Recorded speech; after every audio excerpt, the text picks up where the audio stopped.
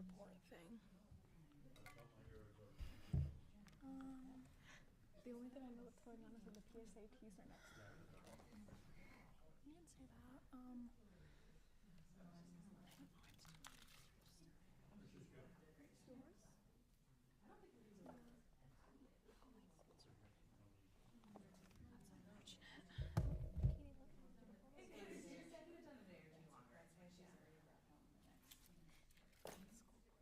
School board representative has a prescription bottle in her bag, and also maybe Junior class, quick. PSATs are quick. look at the calendar. Oh, where's the calendar? Senior sunrise.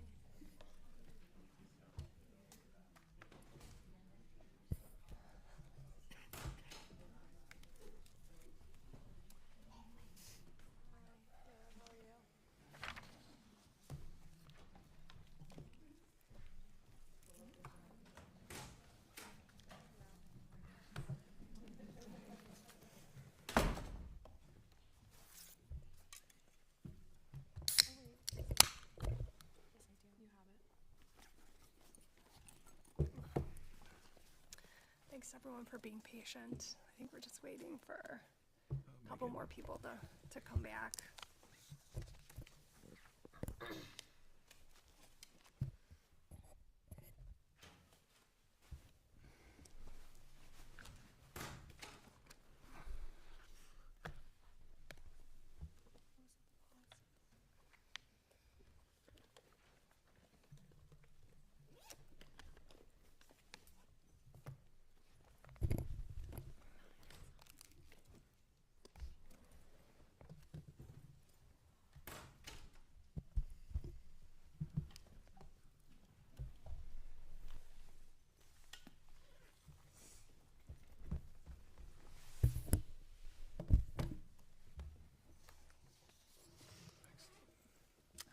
We're good to go. Well, thanks everyone. I appreciate people's patience as we are in executive session.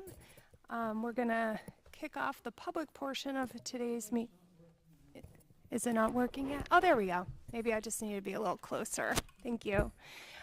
With a highlight, I'm really excited to welcome Carol MacArthur to start this evening's with a presentation or recognition of our certified plant for pollinators garden at GMS 45.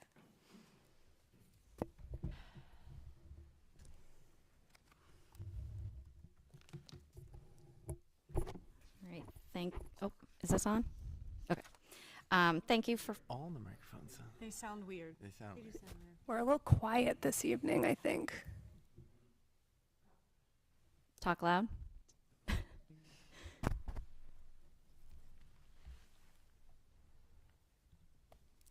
Miles, what? Good?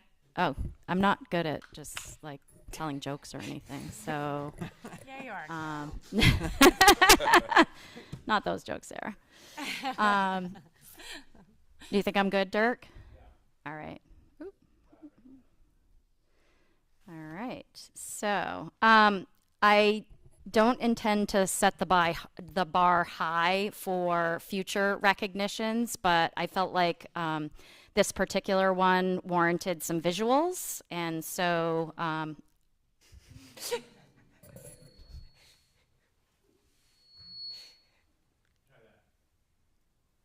okay. All right. Oh, there's like a weird echo or something. Hello? All right, I'll just keep rolling with it and plug one ear when I get feedback. So I felt like this particular presentation warranted some visuals. So thanks for the opportunity to share and celebrate Greeley Middle School's Plants for Pollinators Garden. The garden was officially registered in the spring of 2024. Before I tell you about how this came to be, I'd like to share a little background information. So the Cincinnati Zoo has a public engagement campaign to increase pollinator habitats through the Plants for Pollinators program. Their goal is to increase awareness of the importance of pollinators, such as butterflies, bees, bats, and birds, to the health of our environment.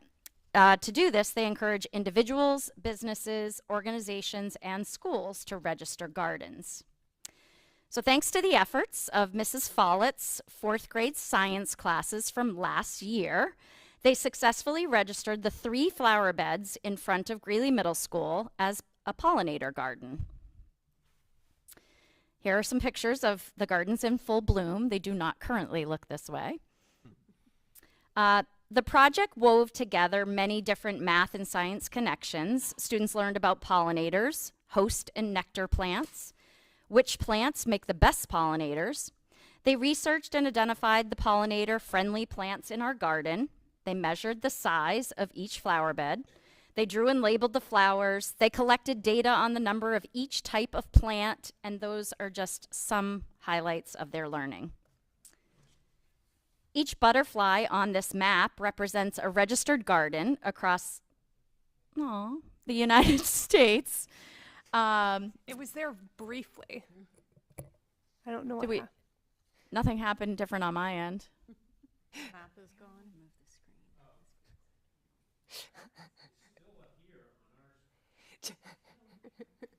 Ooh. Carol, you got some fourth grade jokes. I know you.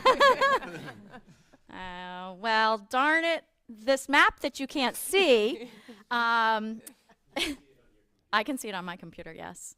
Yep. Guess I should have gone without the visuals tonight. That too. You said you didn't want to set the bar high. So. Yeah, thanks, Kim. Yep. Yeah, Setting it pretty low in terms of, Those are some beautiful gardens. I'm glad we got caveman.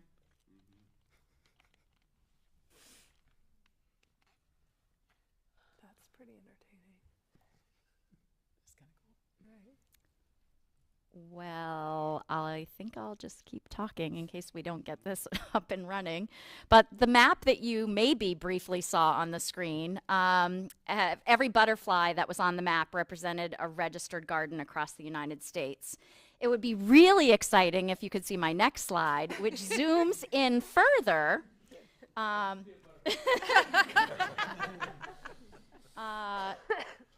Zooms in further to show that there are actually only 3 registered gardens in the state of Maine.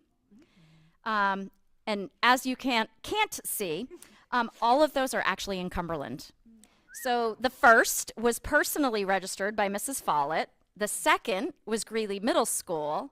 And probably the most exciting is the third one was one of Mrs. Follett's students from last year who registered his home garden as a result of this project. Oh, that's really cool. Anticlimactic without my map, but anyway, my last photo is another photo of the classes, the science classes. I just think congratulations to Mrs. Follett, her science classes. They literally put Greeley Middle School on the map and promoting the pollinator habitats that are right here in our town. Okay. That closed. Thank you. So if you watch the YouTube, all those slides did keep scrolling. Oh, yay. This. Okay. And I'll try to get the screen mirroring off. It should go off when it closes, right? There we go. Thank you. Thank you. Sorry about the technology very glitches. cool program. Yeah. Does anyone have any questions? I just want to say that's super incredible. So I'm the chair of the Community Orchard Subcommittee of the Lands and Conservation Commission, and so I will register our butterfly and pollinator garden there right now. And I know there's a stewardship ecology and gardening club at the high school that Jennifer Giuliano runs, and so I'll encourage her to register any pollinator gardens because I think they have a project to turn some of the strips by the parking lots into pollinator gardens. So I will see if we can get numbers 4, 5, and 6 up there as well. So great work, amazing. Thank you. Great, thank you. Thanks.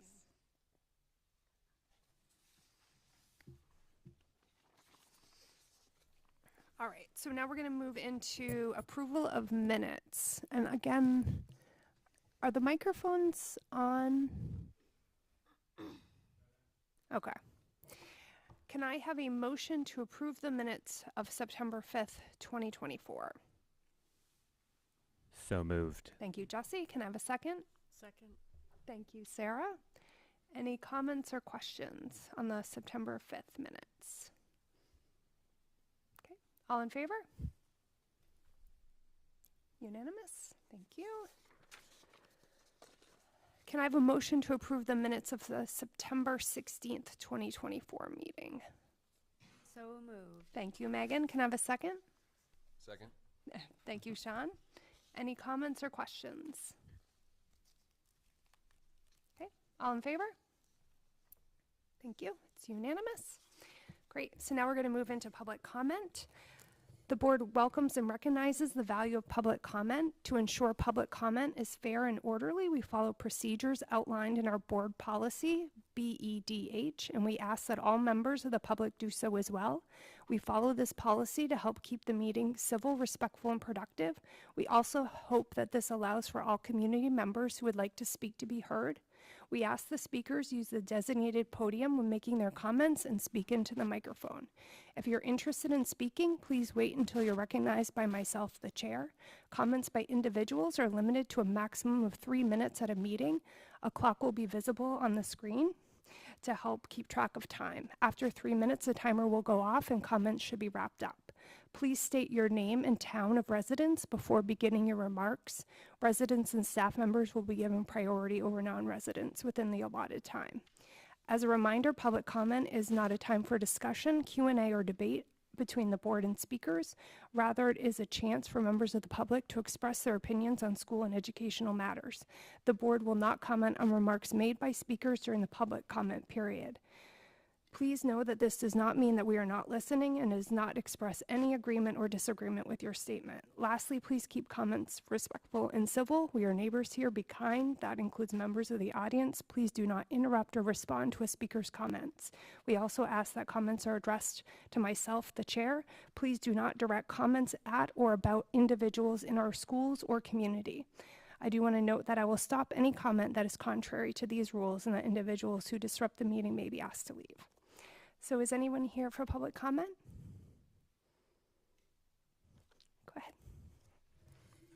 I have a handout. Can somebody, for the board, can somebody hand it out? I got you. Thank you, Jesse.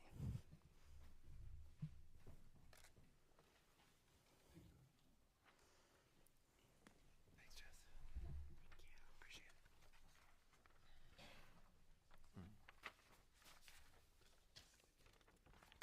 you. Bruce Sherwin, Cumberland. I'm going to talk about, I've been here several times talking about artificial turf. I'm here to talk about it again, and we're going to play a little more hardball with this one today. There was a letter in the Portland Press Herald on Saturday, September 28th, from a woman named Karen Taliento in South Portland. They're voting on artificial turf down there. That's what I gave a copy out of there. I'm going to read just a few things from it. Out of it, it talks about over an 8 to 12 year lifespan, these fields, meaning artificial turf, leach microplastics and other chemicals into local waterways, create a significant heat island, affect over 150 degrees Fahrenheit, increase runoff and erosion, and increase skin abrasions and foot-ankle injuries in players. The fields are not recyclable, although companies fraudulently say they are. I believe that. Old turf fields continue to contaminate our environment in landfills. Then she goes on to talk about some of the positives of natural grass fields. Because of 3 minutes, I'm going to let you assume what they are. Now I'm going to read you my comments. Good evening, all. After you review the attached document, the document that I passed out, ask yourself, what are we doing to our schools and town and planet? Facts such as these that are in that article concerning artificial turf were never shown or explained to the voters of MSAD 51. Instead, MSAD 51 voters were presented a full-page ad and weekly newsletters from the school district and the town of Cumberland that were only on the new school vote in the forecaster. This ad said nothing, zero, nada, zip about artificial turf, which was subsequently buried in the referendum. In my opinion, MSAD 51 voters were treated with tremendous disrespect by the school board and school superintendent. The artificial turf vote should have been handled with a separate referendum, with due diligence performed by the school board and presented to the public in a meaningful way. I believe there was deception on the artificial turf issue. Voters were given little meaningful information and were misled and misinformed about it. Voters were not given a clear path to vote up or down on artificial turf. This issue was so mishandled and with deception that it is my opinion that those responsible should be seriously disciplined, up to and including dismissal. Violating the trust and congeniality of MSAD 51 voters and taxpayers is simply not acceptable. Thank you, Bruce. We deserve better. What say you? Thank you, Bruce. Thank you for indulging. I sat here and waited 15 minutes for you. Thank you. Thank you.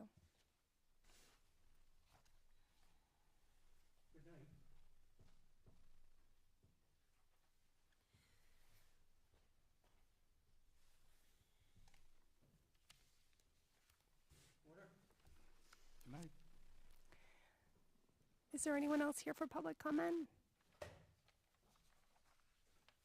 Okay. I'm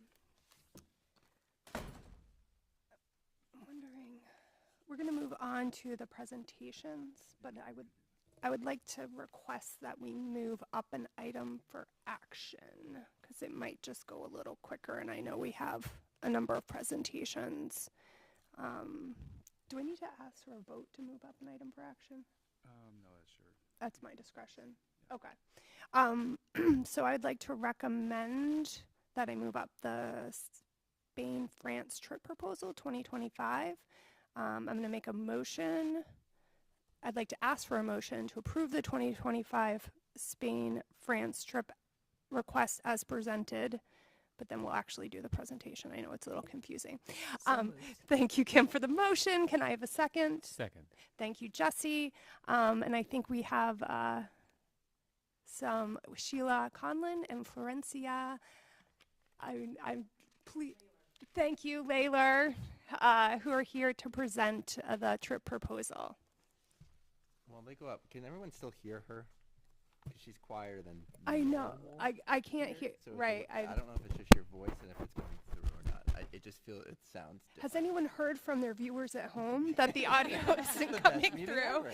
That's funny. That was a great joke. Usually somebody will hear that they can't hear on the video at home, but you can hear it. Okay. So we're good there. But yes. There we go. Okay. Thank you. I'm going to try to connect, but we'll see if it works. I don't know what what to select.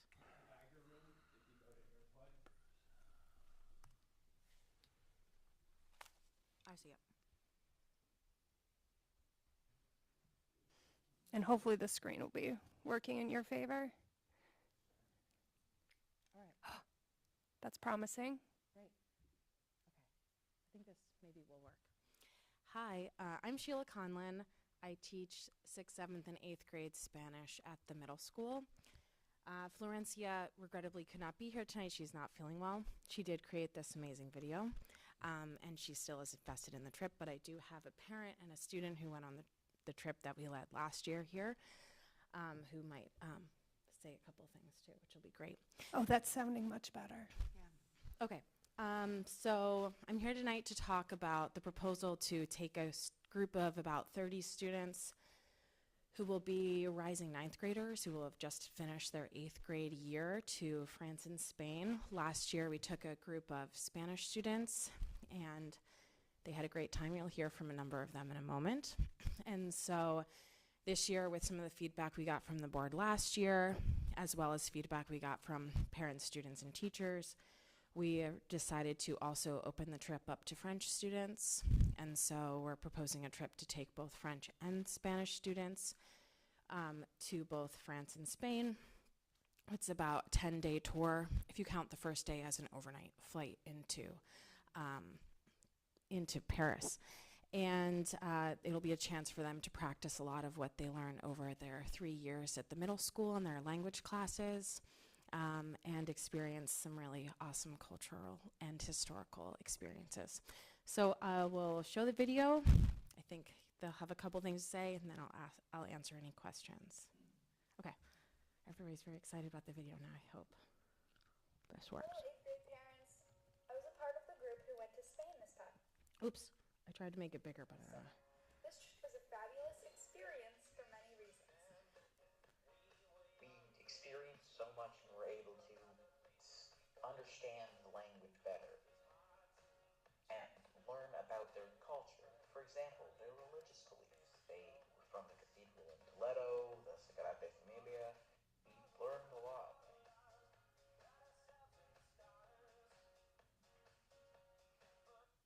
It was very well planned, and I think we got a very thorough and sufficient tour. Oh gosh. Tours and activities that made this trip even better than a regular family vacation. We had many different activities planned each day, including going to museums, taking walking to iconic locations, experiencing flamenco show, and even eating many different Spanish foods.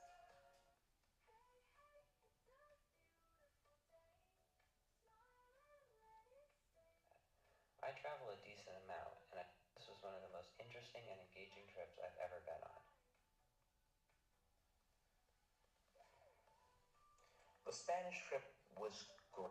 There were many amazing things that we experienced, from traveling from Madrid to Toledo to Barcelona. Our teachers, Senor and Senora, made this trip a great experience for 8th graders looking to learn more Spanish and experience Spanish culture. The teachers were fantastic and made this trip so much better. My teachers did a great job helping my peers and I when we weren't always feeling comfortable and making sure we had everything that we needed to make the most out of the experience. I feel so lucky to have been able to experience this at such a young age. I think I remember moments from it for a long time.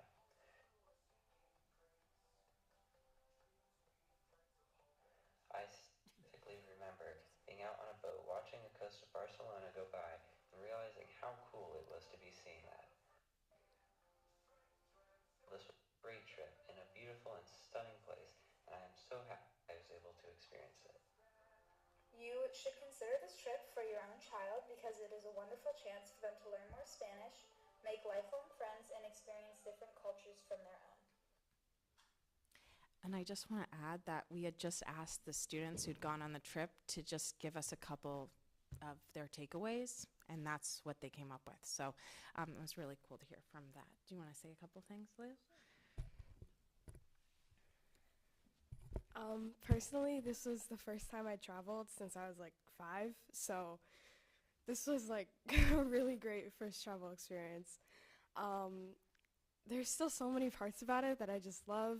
We got to see so many parts of the city. We got to speak to so many locals. It was incredible. And I feel like I got to know myself better, and I got to know people in my school that I never talked to better. And I've actually made some pretty great lasting friendships. So, and learned a lot of Spanish. Very educational. And I would just like to note as a parent, I think middle school is really challenging, and the change that happened with my daughter in building self-confidence and really being a lot more independent, you're always striving for that, but when they're on their own and learn that they can be in a new country. She didn't have a lot of close friends who went with her on the trip, but she made new friendships. And so I didn't expect to see that change. I thought she was going to experience great things and expand her horizons, but I didn't realize how much her confidence would grow. And it's taken into this school year where we're just seeing a lot more growth in her school academic success. So I think it's a wonderful thing, and I hope it continues. And I really want to, Sheila and Florencia just did an incredible job. And the other thing that last year I helped a little bit with fundraising. I'm a professional fundraiser, and I told them I'd be happy to help any parents who are looking to get support with fundraising so their child can participate. So it's not something that just only a few can participate, try to expand the access to others. Thank you guys so much. That was so awesome. All right, I'll take any questions. Yeah. So how would it be structured if you had the combined groups? Obviously France first, but what would you do you think? So we have an itinerary. We work with EF, Education First. We worked with them last year, and they set up all the itineraries. They have a 24-hour support person with us who's the tour director the entire time. They also have offices in Europe. They have an office in Paris where we'll be. They have an office in Barcelona where we'll also be. But in terms of where we're planning on going, We are going to, the plan would be to fly overnight to France. We're flying out of Portland this year to make it easier. Last year we flew out of Boston. So this year we think it'll be a little easier with transportation and everything, getting in and out of Portland. So we're going to go Paris. Then we'll go through the Loire Valley. My French is not good. I don't know if I said it right. Then we're going to go to Bordeaux, Biarritz, San Sebastian will be when we'll cross over into Spain. Then we'll do Pamplona, Zaragoza, Barcelona, fly out of Barcelona. And so the way the tour is structured is they have certain site visits that we'll do. We'll have a bus when we're not in the big cities. And so when we are in Paris, we will do like walking tours. We go see the Eiffel Tower. We go to Notre Dame. The tour director, sometimes we have local guides, and the local guides have like these things called whispers, and you'll have like a little like earbud, and they talk to you about the different places that you're going to. We're going to go to the Louvre and talk about art and history of the Louvre. And then through Paris, through France, and then kind of a similar situation in Spain. The reason why we chose this tour again to expand into also encouraging the French students and including the French students, but also we've heard this trip is a really good mix of bigger cities and smaller towns. And last year, some of the feedback we got from students was they really liked when we went to some of the smaller towns. It was the Toledo, I think they even mentioned it. I don't know if the video was a little in and out, but was one of the students' favorite places. And that was a smaller, much smaller town. So we wanted to include more of that. And also the last year when we went and stayed in the big city and we were on the subway a lot, that was a little bit overwhelming. So this time we'll be in the big city less. We'll have our own bus, which is more relaxing. Kind of gives you some time to reset, some hang time and things between like seeing the sights. So does that answer your question? Yeah. More specific? Okay. Yeah, thank you.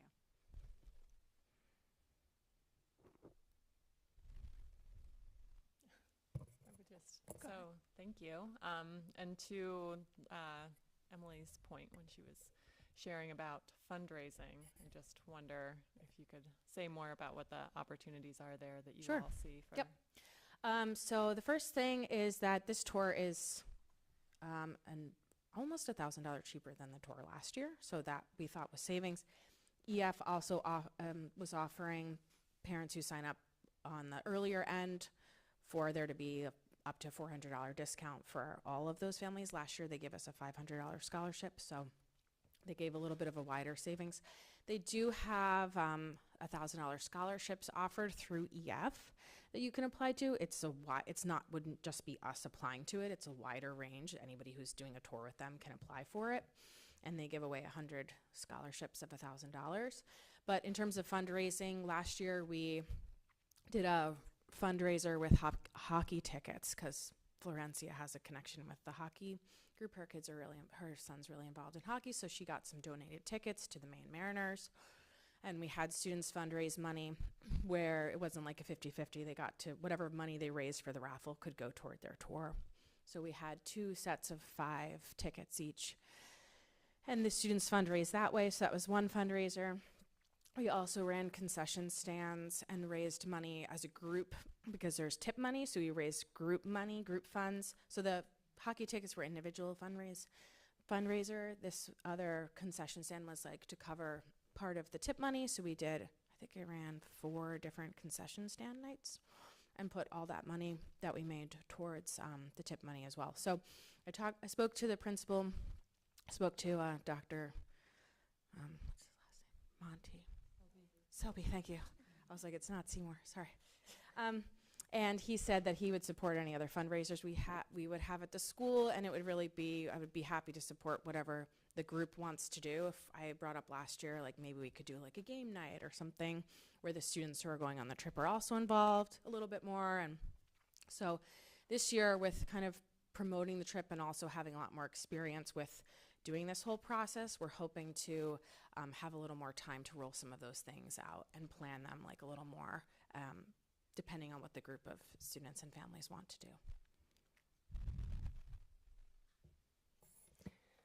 So first I want to thank you and Florencia, because I know without the teachers who want to do this, programs like this wouldn't be possible for our students. I was curious about the EF scholarships. Do you know if anyone applied and received those last year? I know last year EF gave us that $500 scholarship, so I had asked that they put it toward the students that were applying for the larger scholarship. So one of the students did get one of those, but it was like our school one, but they didn't get like the larger one. Okay. It was also because we launched the trip later. I think we launched the trip, it was like November 7th, and then the due date for the scholarship was like November 13th. So this year it's still due around the same time, but we have more time to kind of help students who want to apply with that, with their applications and their videos. And I know that information has already gone out and signups have already we tried started. to push things. It makes it easier, I think, trying to give people more time. And so remind me, how many spots and how much interest have you had so far? So we're looking to have around 30 students. With 30 students, we can have our own tour, which is really great. We had our own tour last year, because then you can customize it for whatever you need to have happen on the tour. You're like, oh, the group feels really tired. I don't know if we want to do this thing, or the group wants to do a little more time here. Is that okay? And you have more flexibility when you're not combined with another group. So we're looking for around 30 students. Right now, I think I had 37. I've had 37 students reach out about it and put their name into the hat. So that's great.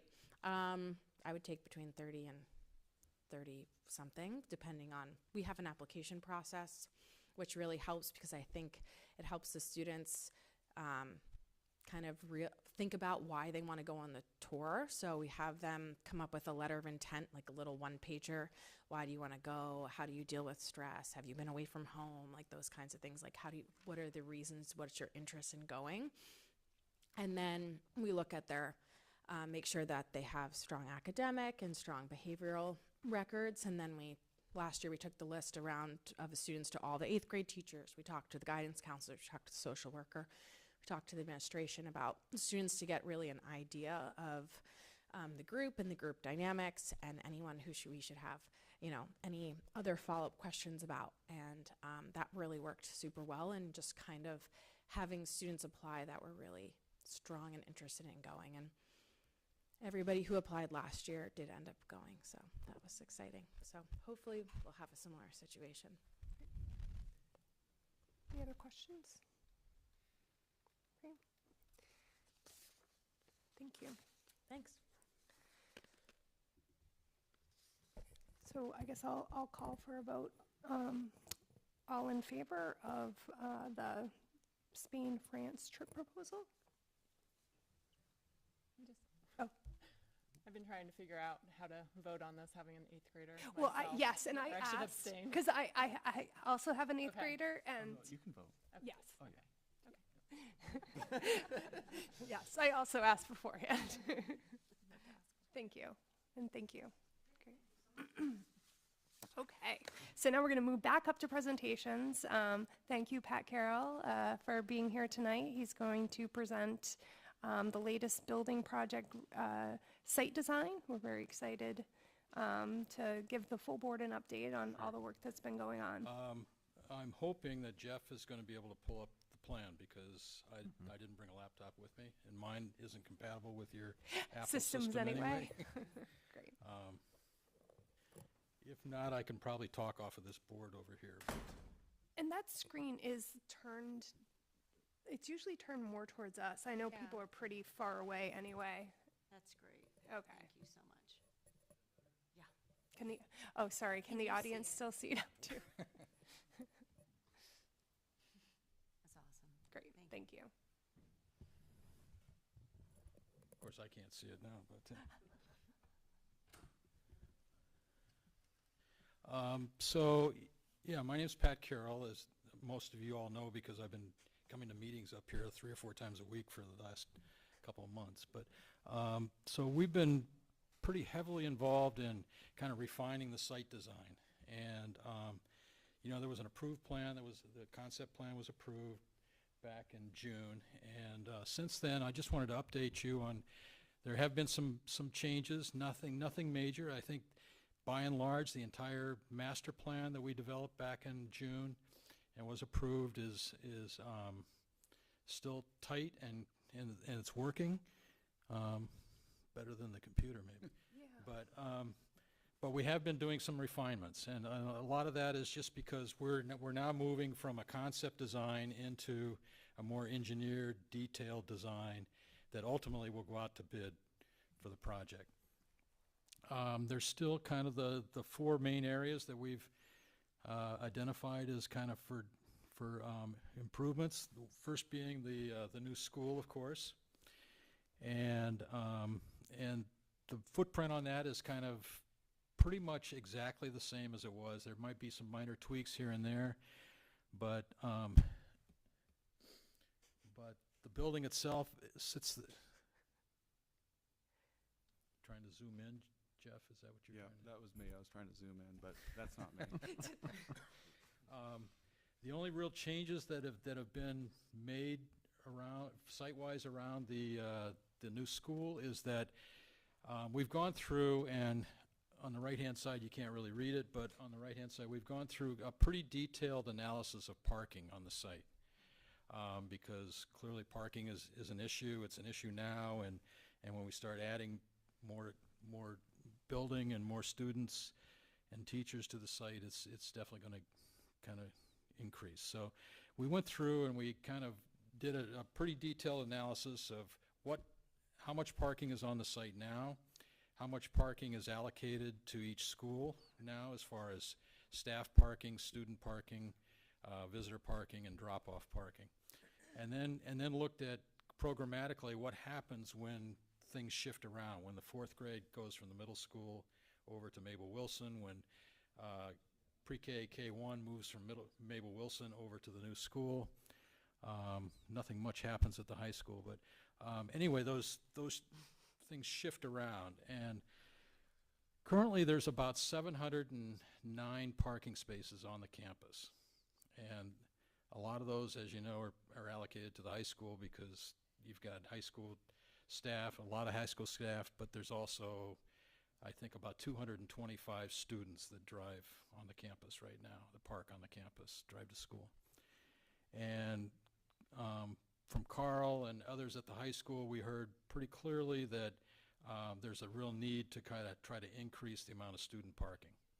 I know that there's about 190 spaces up associated directly with the high school, and the other 30 or so spaces that the high school students use are some excess spaces down at the middle school. And I know you high school students don't like to walk very far, so so those are kind of the last spaces that that get used, and a lot of times I think some of the staff parking ends up getting utilized by student parkers that come in late or kind of sneak in and out.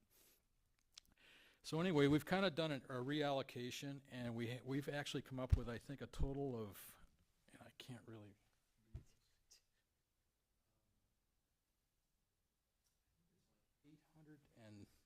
890 spaces now on the site. So we've actually added, well over, maybe it's not 890, maybe it's more like 860, but we've added well over 150 new spaces. And we've allocated things around, and we actually have, I think, 309 spaces for high school, dedicated to high school students now, most of which are at the high school. And the way we've done that is this parking lot out here, which is really doesn't function very well anyway because it's so narrow, we're actually going to expand that down probably another 70 feet or so towards Main Street. And by doing that, we pick up, I think, 45 spaces in that lot itself.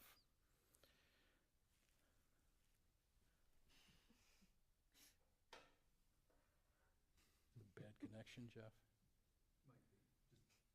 Just keep going? Yep. So there's some parking expansion that's going to occur out here. And the way we're going to handle that is currently, as you come in, it's two-way, and then once you get past here, the loop in front of the school becomes one-way in, and then you turn and you come out over here. We're going to make this all two-way, in and out this way. And then we're able to capture that exit lane and the space around that, and with some slight widening, we're able to pick up another 40-some spaces over there. So that's a pretty easy way to pick up some spaces, and it doesn't really impact the green space out in front, which we think is really important. it doesn't encroach any further out than the end of this building out towards Main Street. So we've done that. We've allocated, I think there's 19 drop-off spaces at Mabel Wilson, which is about 10 more spaces than what currently exists there now. And that's going to occur in the existing bus loop.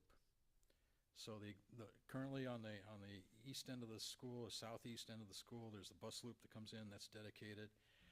We're gonna move the buses over to the other side of the building and utilize that bus loop specifically for drop-off and pickup, and it'll also get utilized for some visitor parking during the day when drop-off and pickup isn't occurring. So that really separates that and allows that to kind of function. If there's stacking that occurs, there's plenty of room for cars to kind of stack up, waiting to get in to kind of drop off and pick up their kiddo. And it seems to work pretty well. The bus loop on the other side actually works functionally better with the school because the same buses that go to the new school are going to go to Mabel Wilson. And so they'll come in, they can either come in off of Tuttle Road and drop off at Mabel Wilson and then swing out and go right over to to the new school, or they can come in off of Main Street, drop off at the new school first, and then swing in internally and drop off at Mabel Wilson. So that works pretty well, and we're able to accommodate, I think, 7 or 8 buses in each one of those loops. So it seems to function the way it should. The one change that we did make, and I think Jeff requested us to take a look at it, in that green space, that island that's there between the administration building now and at Mabel Wilson, there's kind of a green island in there that isn't really utilized, and we had proposed at one point to put some either staff or visitor parking in that, and Jeff said he really likes to sit out there and eat his lunch. So we said, okay, well, let's look at how we arrange the parking and see if we can pick that up. So we were able to eliminate that, and by doing that, we had also originally pushed that bus lane over closer to Mabel Wilson. In fact, we're going to have to rebuild a whole new road and take out that gazebo structure that's there. And now we've been able to pull everything back and utilize that same driveway that's there. So we've saved some money. Yay. Which is good. So that's, I think, those are the major changes that have really kind of occurred. We've kind of finalized the dimensions of the turf field, and we've had a couple of meetings with the turf committee. It's about 100,000, 104,000 square feet of turf that this field will be, which is a really pretty decent sized turf area. We've been meeting, we had a meeting, I think, was it last night? Last night. Seems like. Might as well live here, right? Oh, okay. With a couple of vendors, and we're interviewing, I think, 3 or 4 more vendors over the next couple of weeks to kind of get an idea of what their products are like. Every one of these companies has a similar product, but it's different. And so when we go out to RFP, we'd like to be able to really understand what product works the best for this school and the functional uses of the field. So we're really doing a lot of research right now and educating the committee and really seeing what's out there, and then we'll be putting together an RFP package that will kind of fine-tune that a little bit more. But it's been pretty interesting. Even just since the last field that I worked on a couple of years ago, the technology has changed, and it continues to change every year. So that's exciting. And that will be coming to the full board through a presentation and a vote Yes, for all the work yes. that's going on there. Yeah. We have up in the upper corner, just kind of behind between the pool and the field area, is where the new maintenance building is going to go, and we've been working pretty closely with the architects on the location of that. We've got a package together that's been submitted to the town. We're seeking site plan approval on that, and I think our public hearing is the 15th on that. So That's been finalized. The new building is about 4,000 square feet. It really fits in there quite nicely. It'll have an enclosed yard area for Don and his equipment that will be hidden behind the building from the school, so you won't really see much of that. It'll be secured, and it kind of just tucks in there pretty well. And we've kind of been working with Carl in the high school and Don on figuring out how that's going to impact construction. Construction is going to impact the school functions as far as parking and access and construction traffic. And we think that currently the thought is that construction activity would come in through the fire lane, and we would totally fence off the student and staff parking lot behind the high school, so that there would be no construction traffic coming in through the high school area at all. So it's a pretty clean way to kind of separate those activities, and because it's going to be under construction for probably close to a year. And then it's going to dovetail in. The idea is for the maintenance facility to begin construction probably in February, I think we're talking about, January, February, and for the field to start construction hopefully in May. And the field will be complete ideally by middle to end of August in time for fall sports. So that's kind of where we are. We've gotten a new updated survey of the entire campus that's very, very detailed. It's got every utility line and catch basin and everything that's happened on this campus is now documented in this survey, which is really helping us a lot as we kind of move into the engineering and trying to fit all these new activities and improvements within the existing campus as far as tying into existing utilities, tying in with existing grades and existing pavement into new pavement, and it's all kind of starting to come together. And our goal is to make a submission to the Maine DEP. We have to get an amended site location permit from them.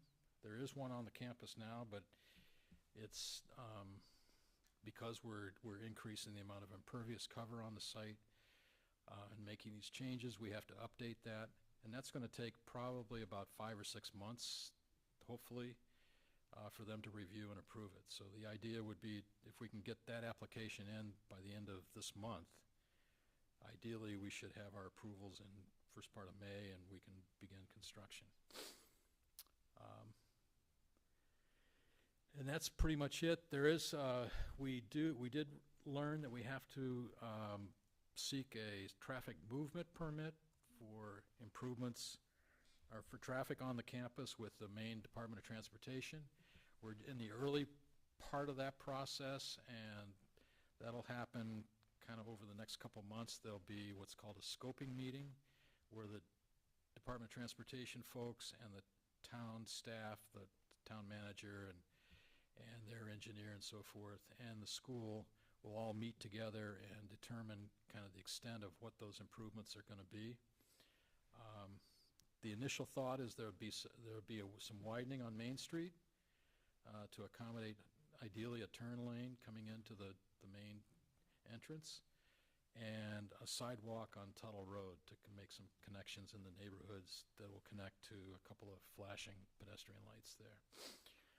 But DOT is saying that a lot of their recommendations are going to be based on what the town is looking for, and so we're working pretty closely with the town to try to determine what that is. And I know there's been some concern about there's some big trees on Main Street.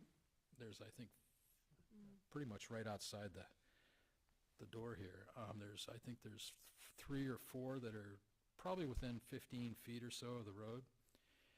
And I've met with one of the property owners there, and I know she's concerned, and I've voiced those concerns with both the town and with our traffic engineer. And so I'm hopeful that we can come up with a solution, if a turn lane's needed, that saves those trees. That's our goal. So that's about it for now. Any questions?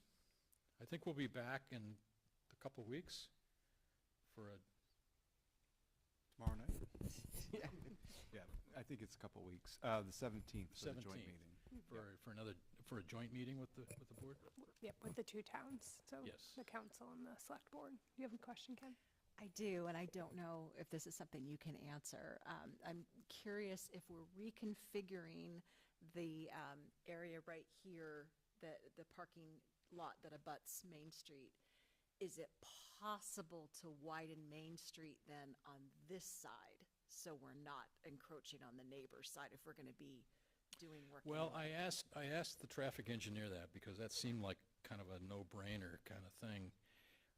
We've got, plenty of room on our side to do that widening, and he said we can do it, but what happens is there's a crown in the road right now, and that crown runs down the center line of the road, and if you widen it in that direction and you're trying to get people to turn, they're crossing that crown, and it's creating kind of an odd situation. And I know that they just repaved Main Street this year, so this spring, so they're not going to want to tear it up to fix that crown. But again, we're going to look at this. I think, there's a chance that it may not even need a widening. But if it does, we'll try to figure out the best solution, and maybe it's a matter of widening both sides a little bit or something. Putting on my driver's ed instructor hat right now, I have thoughts. So if you could mention to the Department of Transportation that they can consult with the driver's ed instructor who has some ideas on how to make things safer, I'd love to do that. Perfect. I am wondering if you guys are including an updating to the light systems and the sound systems on the turf, because the senior class project students in my grade they're starting to brainstorm some ideas, and that was something that came up Say that again. It has to do with lights? on the turf. On the turf. Turf lights and the Yeah, sound there is system new out lighting there. that's proposed for Okay. the turf, and it'll be LED lighting. And we've met with the lighting manufacturer that installed those lights. They're called Musco, and they're a specialist in athletic field lighting. That's kind of all they do.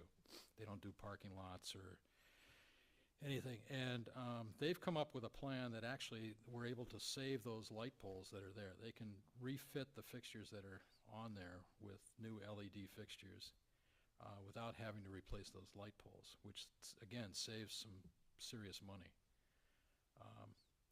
And so one of the things we've done, that's when we kind of were reconfiguring the field, we kind of shorten it on the far side, because right now those lights are in the field area, and we've pulled it back just so that they're outside the fence line for the field. Because if they ever need to service those lights or anything, they won't have to come onto the field with their trucks. Yeah, there are new lights, and they'll be similar to the lights. I don't know if you've probably played up at Freeport on their field there. They were the first field in Maine to use LED lighting, and they're pretty phenomenal. It's pretty amazing what they can do. And the sound system, is there anything being changed to that? we I don't haven't- know anything about We it. haven't talked but- about the sound Okay. system. I know the grandstand area and all that is staying pretty much exactly the same. Okay. I don't know why they want to change it, but that was a question that came up, so. But there are with this new lighting system, there'll be the ability to kind of change the color of lighting. You can do it all on an app. I mean, you can't, but Someone somebody- can. somebody can. Yeah. And they can do some pretty crazy things. So Thank you. Is what I'm hearing, the senior class may be looking for ways to enhance the project that's going on and leave their mark. Yes. Okay, that's something I've got my answer. I've been being pestered big time about it, so. that's good to Report back. know. That's That's good for the Yeah. turf Yeah. committee to know that. yeah. Yeah. Okay, so maybe we can connect. Otherwise, it might be new water bottle fillers again, so. Okay. Or a bench. Benches are nice. Oh, good, good. Every day. That's awesome. Other questions, Sarah? Lights would be better. Yes. Lights would be better. I think the lighting will be better on both sides, if my understanding is correct, Pat. The lighting is better for the players so they can see, but it's also better for the neighbors because the lights will not actually, you put them on one side and they don't extend at all. Yeah, Like darkness on the the other side. cutoff factor on these lights is amazing. I mean, you can stand literally 4 or 5 feet behind one of these light poles and it's pitch black. And you step out into it and it's like being at Fenway. But it's quite amazing. And they're super efficient. You know, they last 50,000 hours or something like that. And so I'm hopeful that, you know, the neighbors are going to feel it's going to be better for them. Although they're probably pretty effective lights now. They don't probably shine too much into them, but these will be better. Pat, I have a quick question. First of all, thanks for the amount of hours I've seen you here, and late hours too. They've been late, so I appreciate all the time you put into this. In the last building committee, we talked about this space, Yes. and I feel like we went back and forth in terms of like the size that it could become. Like we could become huge, or you know, like we can encroach on some of the green space that we have now, or back. And one of the reasons why we had discussed making it bigger than it appears it looks here was because, well, one of the advantages to it is because my understanding is when construction starts, we'll be ripping into that parking lot on the other side, like of the auditorium. And so we need spots in some way for us to be able to like park people when construction is happening. So given that this looks a little smaller, have you guys considered, has the team considered during construction where people can park temporarily? Are we concerned about that? No, I would say that we did look initially at pushing this further out towards Main Street, and we talked a lot about that internally after the meeting, and really felt pretty strongly. And in fact, Steve Blatz was one of the more vocal people on the team that's felt this way. That this green space that occurs kind of from almost from the cemetery all the way up through here is a really important, critical kind of green space for both the school and the town. And to really begin to kind of push out and encroach into that space was really not the right thing to do. And so we've worked pretty carefully to try to keep the parking at or right around the same encroachment that the end of the Geiger building does. So we maintain, I think it's about 115 feet of space between the property line and the back of the parking lot. And it's about where the transformer is out here. I mean, a little bit beyond that is about as far out as it's going to go. Now we could, utilize that space for temporary parking during construction. But I think ultimately, I think it's a really nice kind of town green kind of space, and I'd really like and encourage both you and the town to kind of preserve that as green space. As far as construction management and how we're going to deal with all this, as I mentioned, for the field and the maintenance building, I don't think there's really going to be any impact on the school as far as parking goes. But once that new school gets under construction, there's definitely going to be some impact. And we really need to, and we will be putting together a construction management plan that's going to look at phasing and how we're going to accommodate both all the construction activity, but still also the function of the school. And it may be, we're going to add some parking there, and we're going to add some parking on the back by the pool. It may be that, it may be that the student parking is status quo for that year at 225, and they don't really get to, bring more students on site until after the school is occupied or something. We'll figure that all out, but it's definitely on our minds, and it's going to be part of the process. We do projects all the time where we're right next door to an active school, and we have to figure out how to keep the function of that school going during construction for a year and a half or 2 years. So. Yeah, these will be important conversations that we want to continue having with the town too, to see if there's some temporary places that we wouldn't be typically parking that would be allowed. Yeah, it's a challenge. Yep. Other questions? It's very exciting continuing to great. see this come to light. Yeah, So it's exciting yeah. for us too. Thank you, Pat. Thank you. Thank you. It's worth all these night meetings. Oh.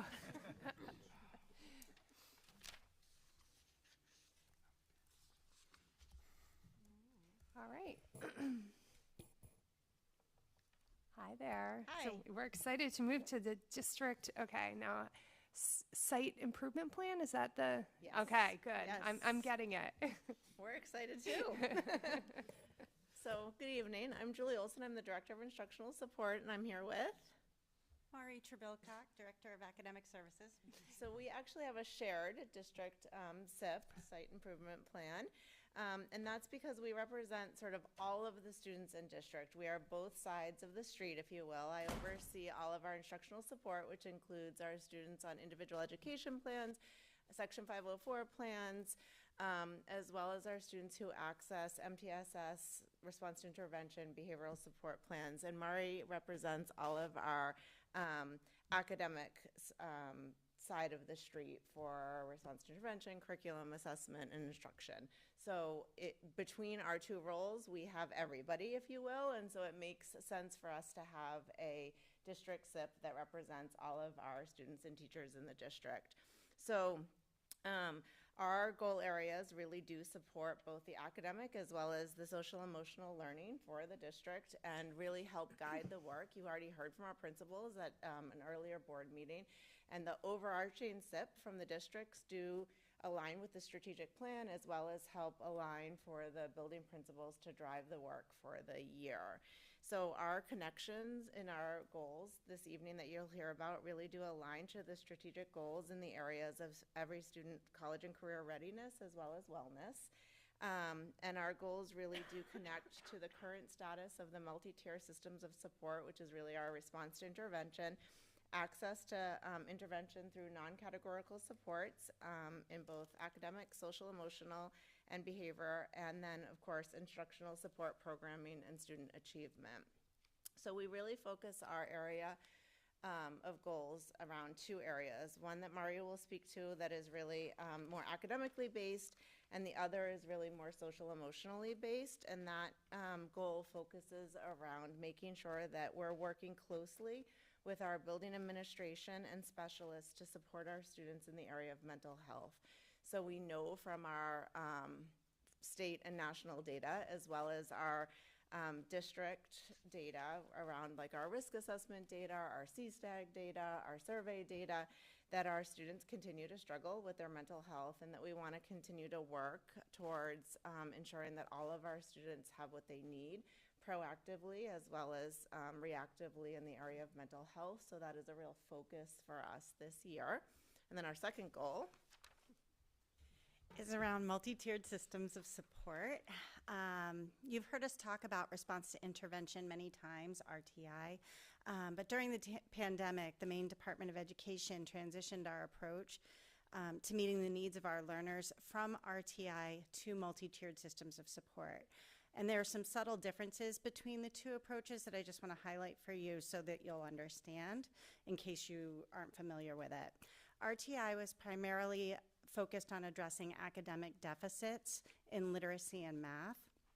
Multi-tiered systems of support is more comprehensive. It includes behavior, social emotional learning, mental health, and gifted and talented services. And we're already attending to these, and we still have room to grow. Multi-tiered systems of support is really about meeting every learner where they are and moving them along a growth continuum.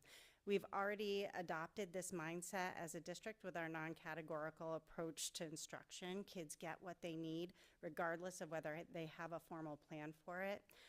So this just moves us further in that direction. But there's a learning curve for transitioning to multi-tiered systems of support. So we're making sure that we are including the new layers in our systems of support. And this year, we're really starting by intentionally changing our language from RTI to MTSS and offering learning opportunities for staff and teachers to understand the subtle differences between RTI and multi-tiered systems of support. Meanwhile, we're continuing to develop our systems of support in a couple of key ways. So the goal is around MTSS, and then these are the action steps. We're working as a K-12 literacy committee to understand best instructional practices in literacy with a focus on writing. We're engaging in a shared reading of this book, The Writing Rope, which espouses evidence-based instructional practices for writing. Writing requires explicit instruction. Kids don't learn to write well without systematic direct instruction and ongoing feedback. And so we're using this text as an organizer to make sure that we're all on the same page and speaking the same language when it comes to what's important for writing curriculum and instruction. And then we'll work together to develop a plan over the course of this year for rolling out these elements at each building. Principals and literacy specialists will take back the learning that we do as a group to their schools and share with teachers in a way that's developmentally appropriate and fitting for their students and their settings. With the heavy focus on literacy, we're keeping our work in math focused on scope and sequence development at the K-12 leadership and specialist level. We meet regularly and work on mapping that scope and sequence. Then administrators and math specialists take that work back to their schools for review and feedback from teachers. And the goal is to have a comprehensive map of our curriculum by strand by the end of this year. And then our final multi-tiered systems of support action step is focused on improving attendance in our district. During the 22-23 school year, our chronic absenteeism rate as a district was over 13%. And while that's not as bad as the statewide rate at 27% and the national rate of 27.85%, it still wasn't great. So the good news is that we've improved to a rate of 8.31 as a district at the end of last school year, 23-24, and compared to Maine's rate for that year of 25%, we're making good progress. The bad news is that it's not where we want it to be still. And so our goal is to decrease the absenteeism rate to below 5% as a district. And that goal is attainable with some conscious effort on our part, including frequent updates on attendance. You might have seen this in school newsletters already, and in the curriculum corner of the district newsletter, which is my monthly communication to the community, and we're committed to monthly communication at a minimum from all of the schools about attendance in our schools. We're recognizing good attendance at the school level, reviewing attendance regularly at both the building and the district levels to monitor how we're doing and not let it get away from us. We're engaging in check-ins with families when students miss school to let them know we miss them and to offer support. And subtle messaging that school is important, that pandemic-era requirements for staying home have shifted, and that we're here to help can really make a big difference in our attendance rates. And the bottom line is that if kids aren't in school, we have little control over whether they're learning. Making an effort around attendance means that we're better able to influence the academic and social growth of our students over time. And with that, do you have questions for us?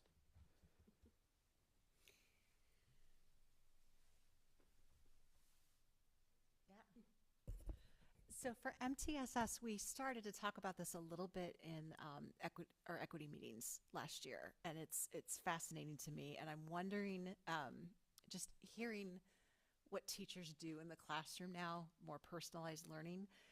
Do you feel like our teachers feel equipped to? Well, what is the difference, first of all, for I guess in a classroom setting? And does it require more of the teacher to do MTSS versus RTI? Are they equipped for that? It requires differentiated instruction, and so I think it changes how you plan your instruction. Okay. And so there's a lot of front loading with planning, understanding the learners in front of you as individual human beings and getting a sense of what they need, and then tailoring your instruction to their needs. And so it does require a shift. It's not teaching to the middle. It's teaching to all.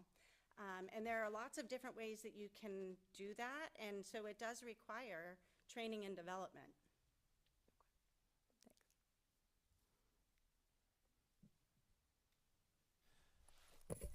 So one of, I think some, in my experience, and from what feedback that I've been given, about the multi-tiered like level of support, has been communication to parents. And I think it differs based off of the teacher and what might be like, oh, I should talk about specifically what interventions they're getting. Like, I feel confident that each student is getting what they need, but I'm not sure parents know that their students need, or their kids know that the kids are getting specific specialized interventions. So can you talk just a little bit more about protocols with sharing with parents and exactly what's going on day to day with their students? If you want to, sure. Or go ahead. You get it. Yeah. So I think that it depends on which tier our student is on. So if a student is on sort of tier 1 intervention that's happening in the classroom, and that's the classroom teacher, and they may be getting updates just at parent-teacher conferences, or a teacher may be touching base with a parent at just the normal regular times that are happening throughout the year. Or they may send an email periodically, or a teacher may, hear from a parent and respond to that parent because it's just differentiated instruction that's happening in the classroom at tier 1. As a student moves up through the tiers, there becomes more level of communication because that child or student is requiring more intensive intervention. And so the level of communication is increasing. As a student requires tier 2 intervention, there is more intervention happening, and therefore more communication is happening. Tier 3, certainly more. If a child's requiring a referral to special education, a whole new set of regulatory requirements are prompted into place, and we have, per law, certain requirements on certain deadlines of how we have to communicate to parents. And so there are procedures that I think are in place at every grade level, but it certainly depends on what tier. And I think some of our parents want different communication at sort of tier 1, and another parent might be getting a different level of communication at tier 3. And we probably have work to do to just sort of explain, like, you could be talking to your neighbor, and both you and your neighbor have a child in MTSS or RTI. Your child might be getting some support at tier 1, and the neighbor might be at tier 3. Your communication's going to look different because your students have different levels of support in place. And yet you guys are actually talking at cross purposes because your students are needing different levels of support at that time. And so, just having a better understanding of sort of the level of intervention, the level of intensity. And, if a student has MTSS behavior, you're likely getting, and it's tier 3, right? You're likely getting a whole lot more communication from the school than if your student has tier 1 literacy or math instruction and is getting some differentiation or accommodations in the classroom from the teacher around some academic support. That's very different communication than you'd be getting for a tier 3 behavior support, certainly. Yeah, I think the communications are so fluid that I don't think people understand that, like, this is part of a system. Right. And that might be a good thing, because I think, like, we can over-operationalize things, but also I think a certain level of education to the public to know that, like, those communications are very intentional, and they're very, like, they are part of a great plan to differentiate the instruction for their students would be good. So I think the more we talk about it and educate the public on it, the better, for sure. And I think to Mari's point, not only is sort of the RTI tiers part of MTSS, there's also gifted and talented and ESOL supports, and right, there's so many different layers to multi-tier systems of supports that it is a very robust structure of supports, and it is a huge system, right? And we need to do better of educating people on what that means, and as do our teachers, right? Okay, so speaking of educating people, with regard to attendance, as a parent, nobody tells you as a parent that daily you are going to be asking yourself, am I indulging my child right now, or am I pushing them to do something they're not capable of doing? And so I'm wondering if it's possible to, I don't know, maybe work with PTO or something, but I think parents would really benefit from some guidance on when to say, yes, you should stay home. Maybe you're not COVID symptom-ish, but you're not in a place where you're going to be successful learning because you're just not well, versus when to push your child. And obviously, yeah. So So thank you for asking that, because in the district newsletter, I think I had the curriculum corner in there 2 weeks ago. I think that's when it was. I added a link, and it's recommendations that our nurses are sharing out about when to send your child to school and when to keep them at home. Because really, the requirements for staying home have changed. And, you know, we spent a lot of time saying, if you have the sniffles, stay home, right? And with good reason. But those requirements are over now. And so really, if you are fever-free for 24 hours without fever-reducing medication and you're feeling better, you can come to school. And so it's back to sort of the older guidelines, but I would recommend that anybody take a look back, and I can republish that. We can do that and continue to send that out. And the building administrators are also sending that out, and so are the nurses. We can continue to stay on message about that, but really, if you're not sure, the nurses are saying, send them to school and we can evaluate them.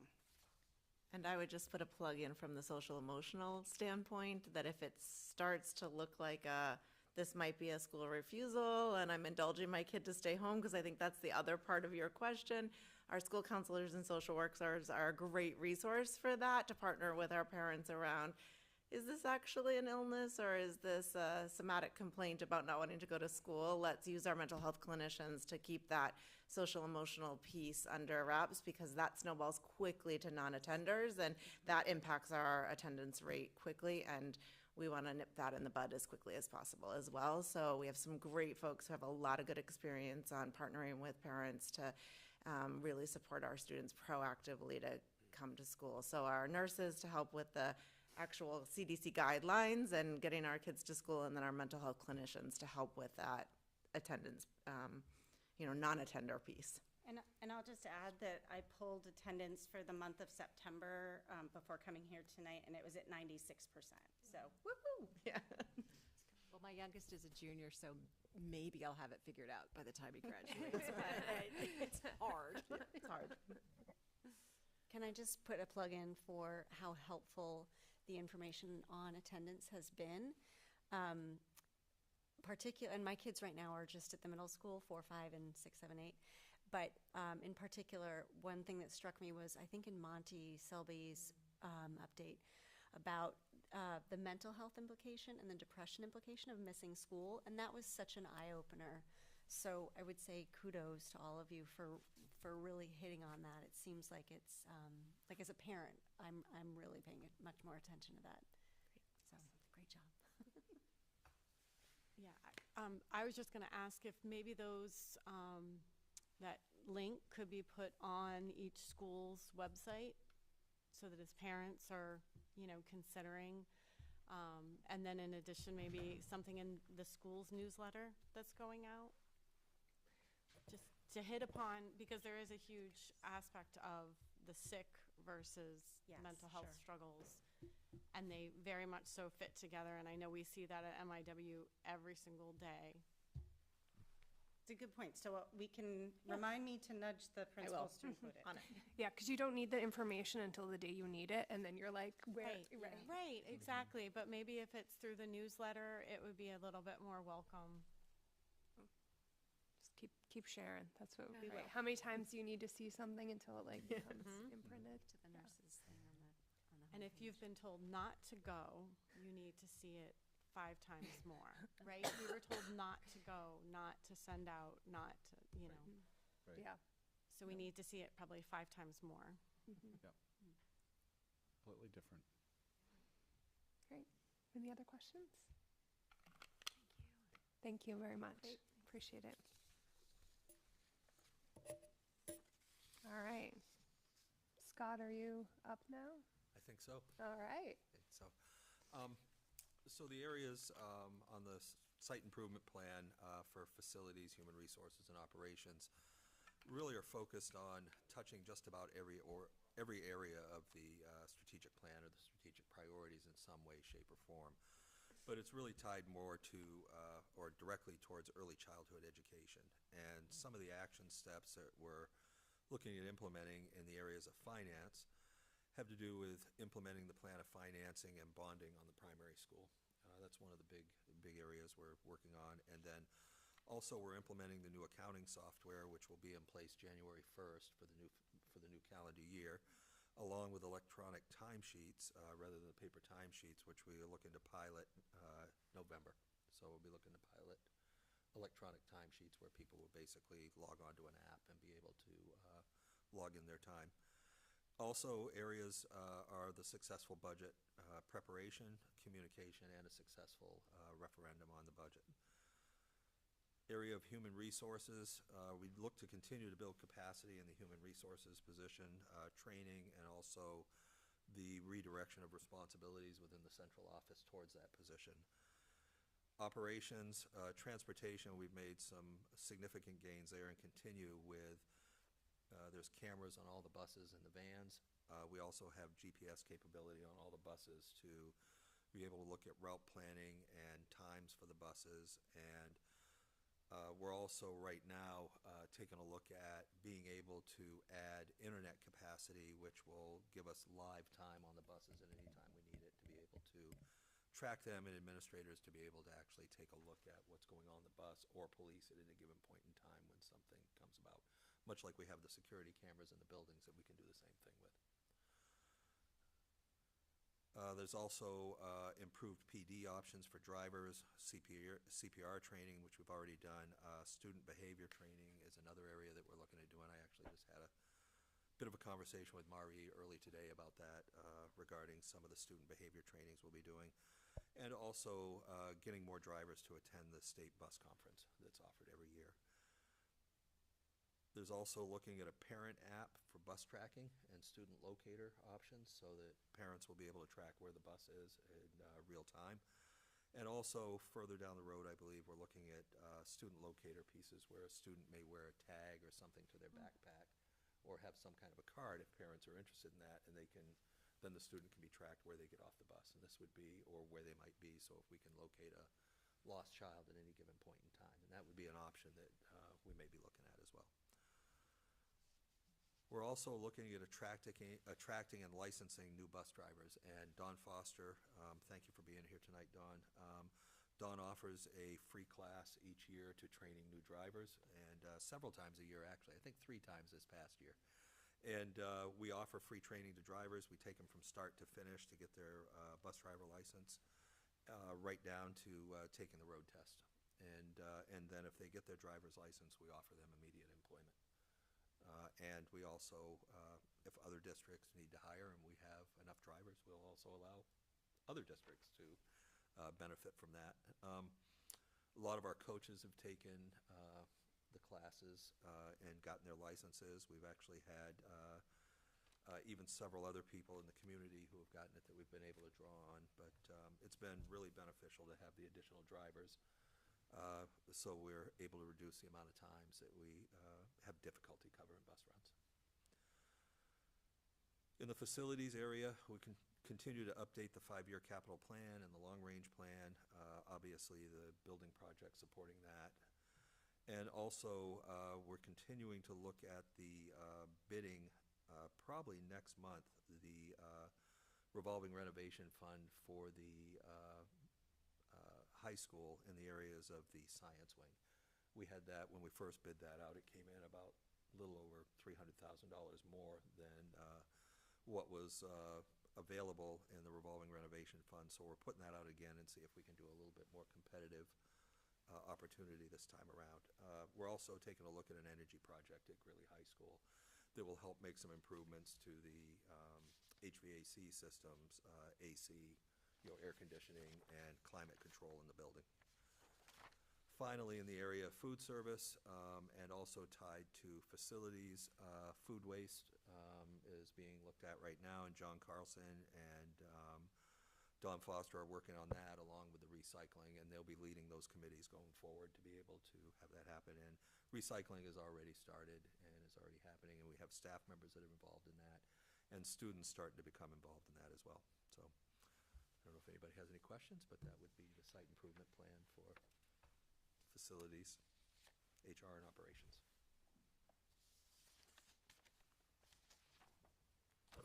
Thanks, Scott. Any questions? I just had one.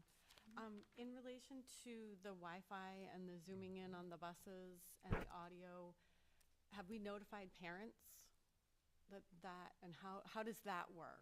Who's, who's authorized, who's not authorized? How does this work? Like, Sure. We're currently using, the current cameras that are on the buses are used in specific issues. It's not just randomly pulled and utilized. Only the building administrators and transportation at this point in time are allowed to look at the cameras. So it's not open to have other parents see who else is on the bus and see activities on the bus. So that's how we're handling them right now. And we're actually in the middle of developing procedures and processes now, and actually had a most recent conversation at our district leadership team to talk about just that, sir.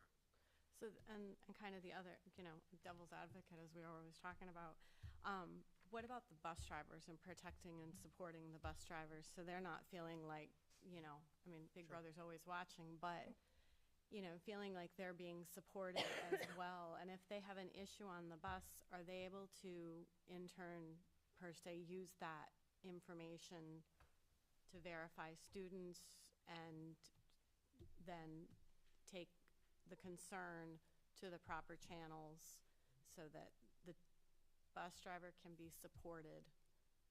Our building administrators are extremely supportive of the bus drivers and what goes on the bus. And with that, what happens is there's discipline slips that the drivers need to write on the students who are on the bus if there is a discipline issue.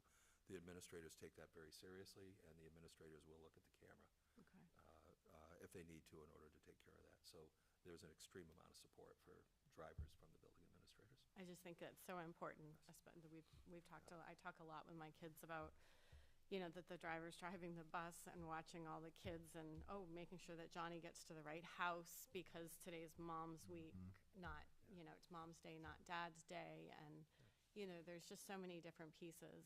And as somebody's screaming in the back, it really matters. I certainly couldn't drive with 60 kids behind me. Oh, so I will tell you that I admire what our bus drivers do. I had 4 children, and that was enough for me in the back of the van. So, but I will tell you there's an extreme amount of support. I think that the cameras are certainly a welcome help to that, to be able to identify areas that may be issues on the bus. But yeah, I think that's where we're at.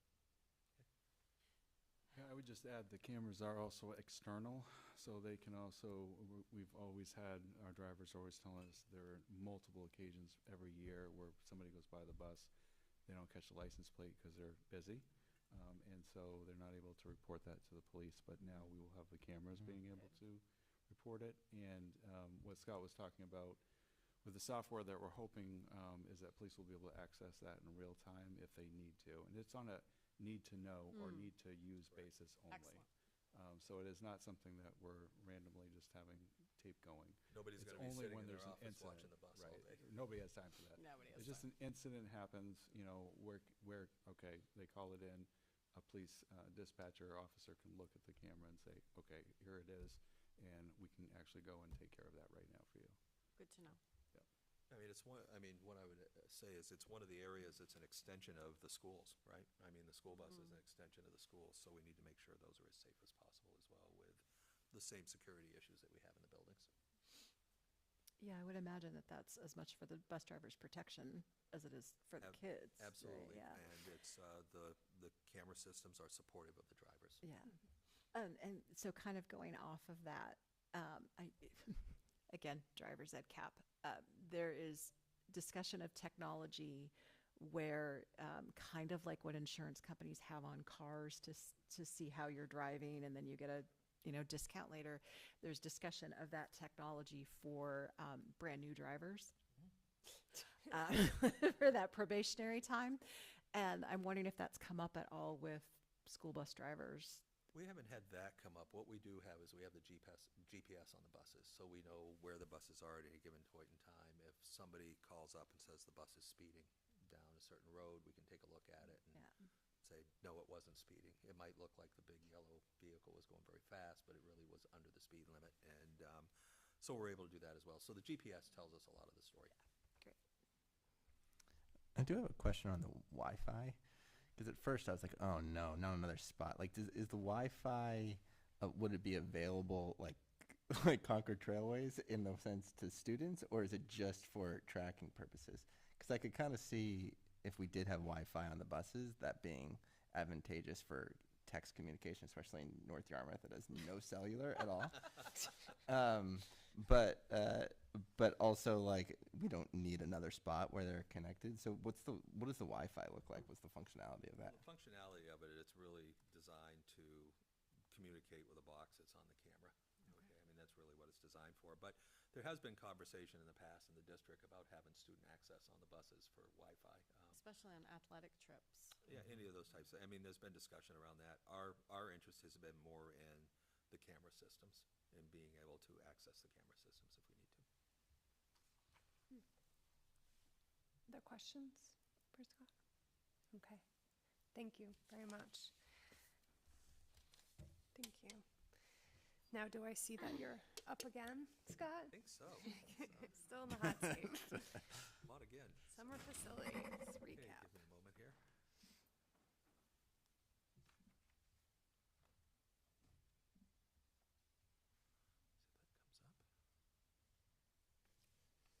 Okay,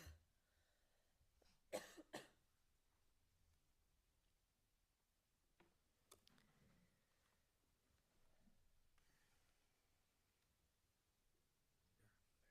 Yeah, we'll just go to the slideshow.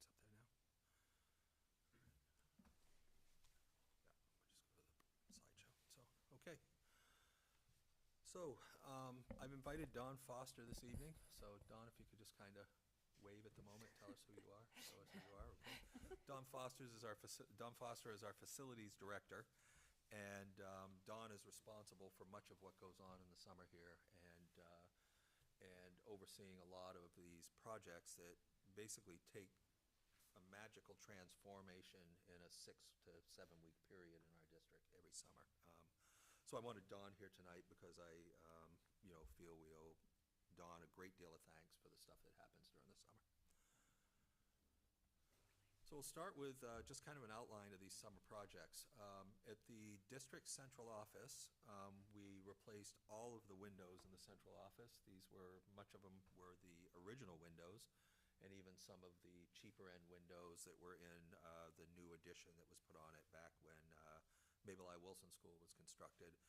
So all of the windows were replaced, and they were replaced with something that looks very nice to the entire building, right? We didn't put something in, it was like off the shelf from Home Depot. These were built and made to complement the building. So all of the windows in there, and it's nice to have windows that actually open and shut in that building now. Over to MIW, the Moon and Stars floor. I think Margaret's here. She knows what the Moon and Stars floor is. And see, we had a lot of tiles in the area of Mabel I. Wilson School that were broken or cracked or aged over time. And so this whole area of the Moon and Stars area was redone, and it was done in the traditional Greeley colors of maroon and white. This is the conference room, the principal's office conference room at Mabel I. Wilson School, and you'll see the table's not there, but you can see MIW, whether it's looked at one way or the other way. You can see it in both ways, right?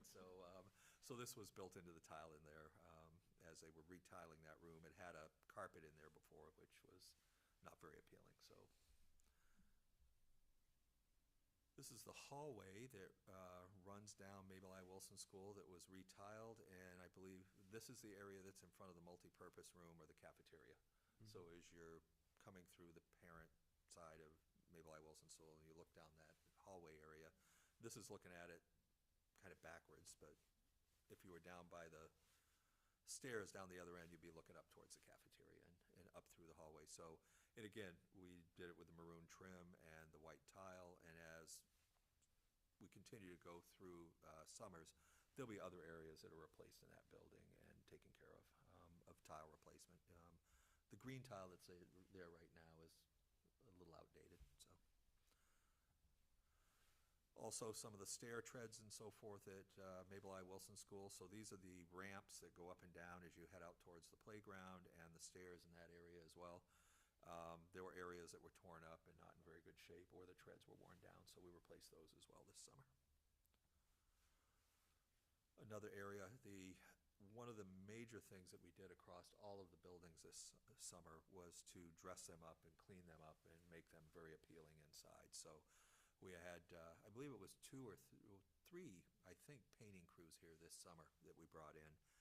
And all of our facilities, all the common areas of the hallways were all repainted and made to be freshened up.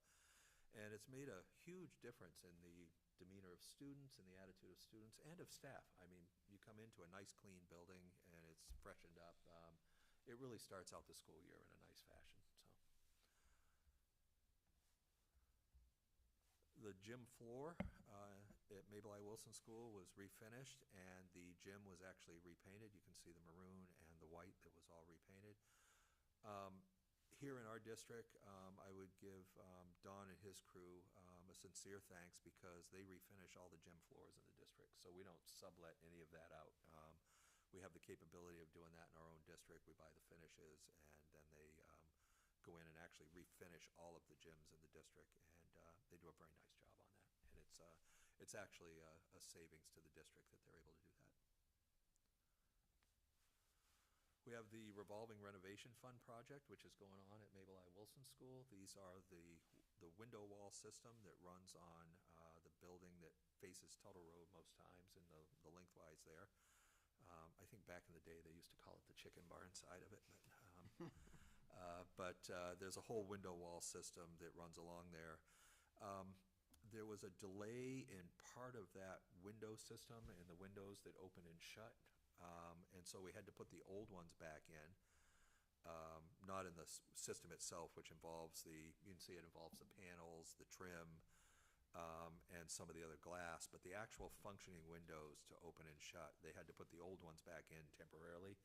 We now have the new ones that are actually have arrived now, and I believe we're starting next week. We have a process whereby we're going to be trying to do 1 to 2 classrooms a day. And get through that in order to start replacing all of those with the new windows that open and shut nicely, and will make a huge difference in the classrooms. And all of this was funded by the school revolving renovation fund that we applied for the state, where all of the interest was forgiven on the bond for this, and 50% of the principal was forgiven. So it was literally free money to be able to do this project on Mabel I. Wilson School. So, and also the next step of the project will be the exterior doors around the building. There's, I think there's 7 door systems, Don, that we're replacing. Is it 7? And all of those exterior doors will be changed out during the winter break, which are also part of this project as well. And those had just a long lead time to them. I think it was like a 18-week lead time. And then on the back, it wasn't shingled yet when we took the picture, but there's 2 roofing structures that sit over the top of the doors in the back of the Mabel I. Wilson School gym as you go out onto the playground, and these prevent water from coming back into the gymnasium, and that's why we had those rebuilt. They were unsightly and were starting to deteriorate. My favorite project this summer, the sandbox. So this is the sandbox that was built at Mabel I. Wilson School, and also you'll see that it has a cover over the top of it to protect it from the elements, students from the sun, and keep it safe in the rain and not have it turn into a mucky area inside there. But the sandbox at Mabel I. Wilson School has gotten a lot of attention, and people seem to really like it, and the kids love it. And I think it's been a great addition to the playground there. It's really used quite often, and got a lot of kudos for that one. So that was a good one. And so this also is built so that it can be moved. So if we do decide to move it to the new primary school, we can do that. Okay. We now move over to Greeley Middle School, and the entire lobby of Greeley Middle School, that had the old porcelain tiles that kept chipping all the time and breaking the small tiles. So all of the tile was taken up at the main lobby area, and it was replaced with a vinyl tile in a nice pattern similar to the rest of the building. And it really changed the whole look of that entryway. You can see the tear up that's done in some of the slides, and the surface underneath it. And so it really made a beautiful difference to that area of the building and is much more welcoming than it was. There's also the wood in the lobby area. So there was wood up along the office area of the middle school, and wood panels running upstairs towards the library and down the stairs, and then also the bench area that needed quite a bit of attention. Much of the wood that was around the main office area had deteriorated over time. It had become detached, and then some of it that was up towards the second floor was detached. So we had all of that repaired or replaced, and then all of the area of the main lobby was refinished and repolyed.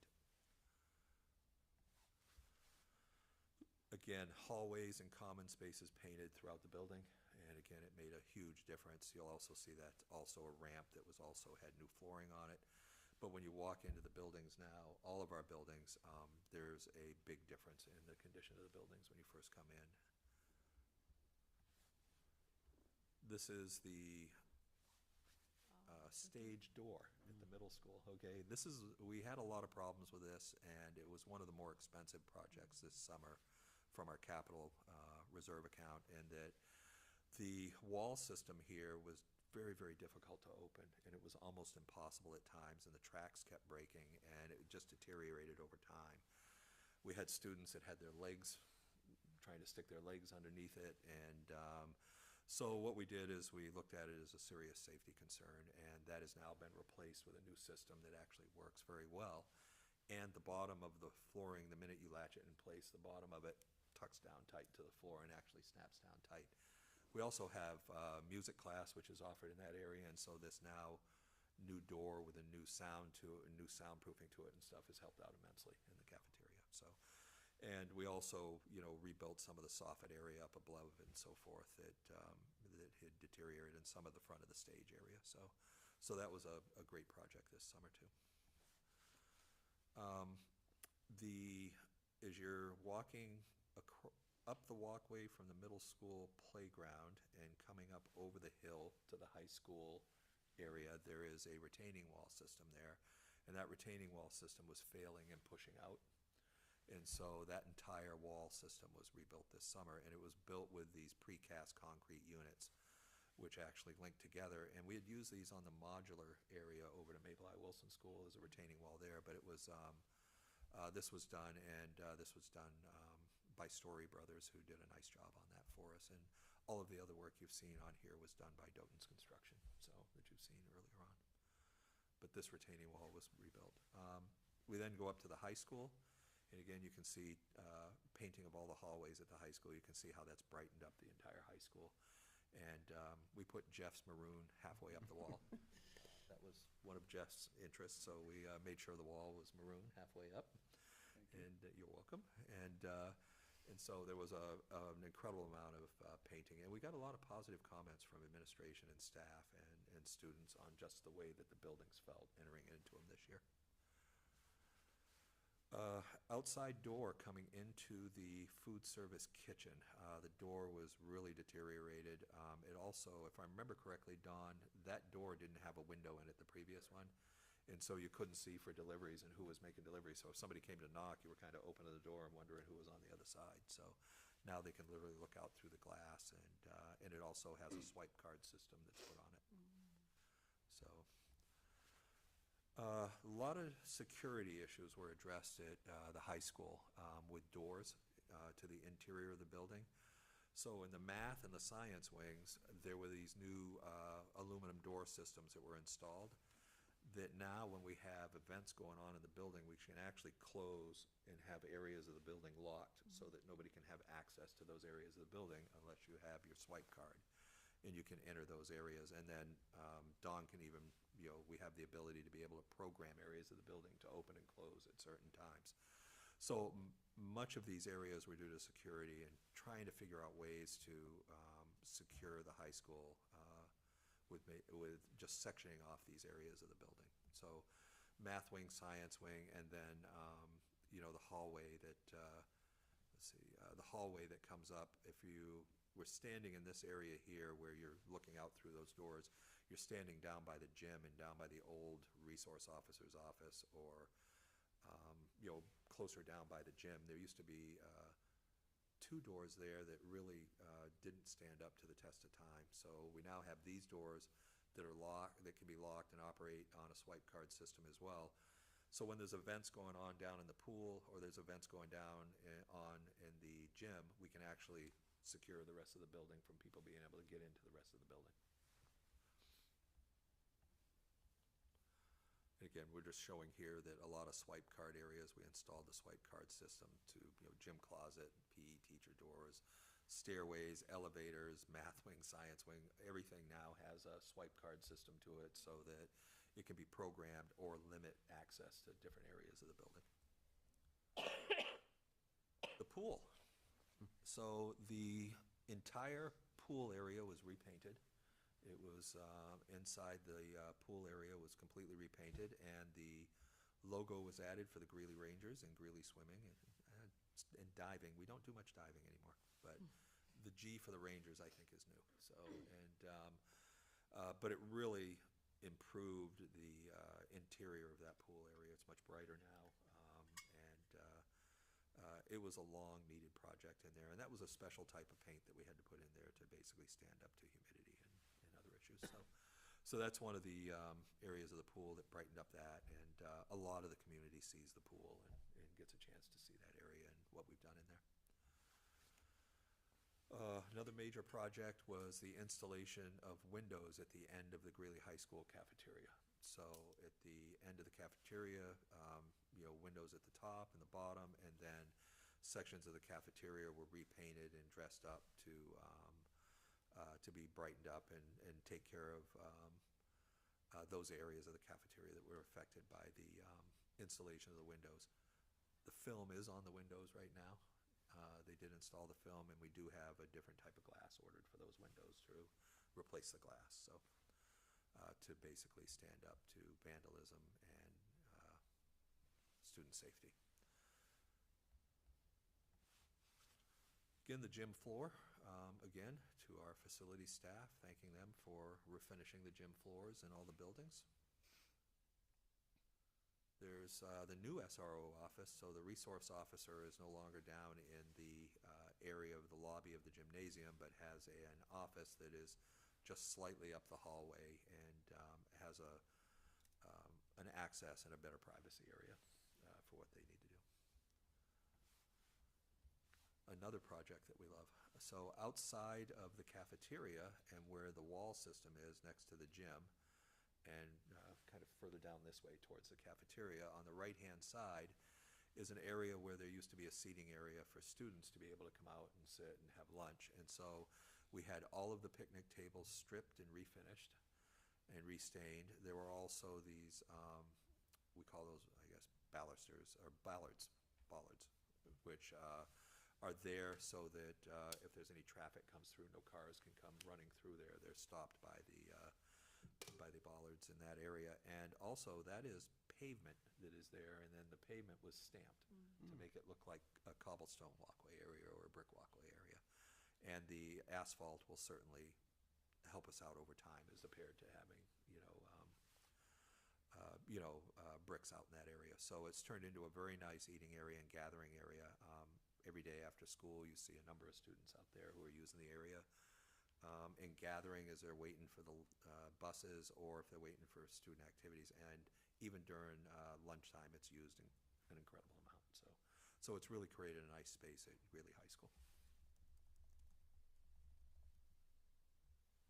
In the GCA, there was a section of railing in the GCA which the attachment wasn't what we would want it to be in the concrete floor in the step area. So these sections of railing are up in the second section of the house.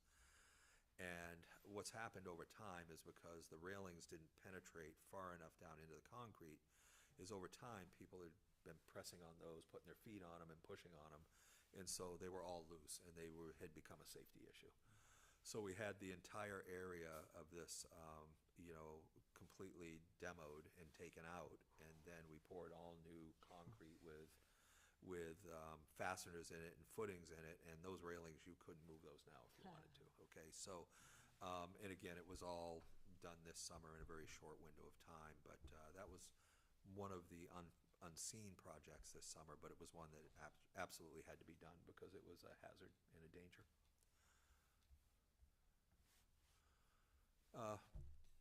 Like Portland, we have potholes everywhere. So, you'll see that we filled in potholes around the campus as we went along. And also, I would like to give our facilities staff again credit because we do not hire out the painting of our crosswalks. Our facilities staff handles all of that in-house. So we actually have the paint machinery and the materials to be able to repaint our own crosswalks, which happens every year.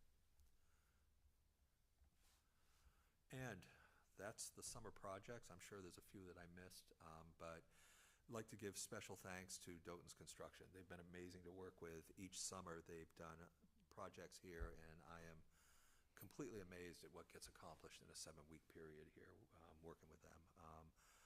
They've been just amazing to work with on all these projects. Story Brothers as well.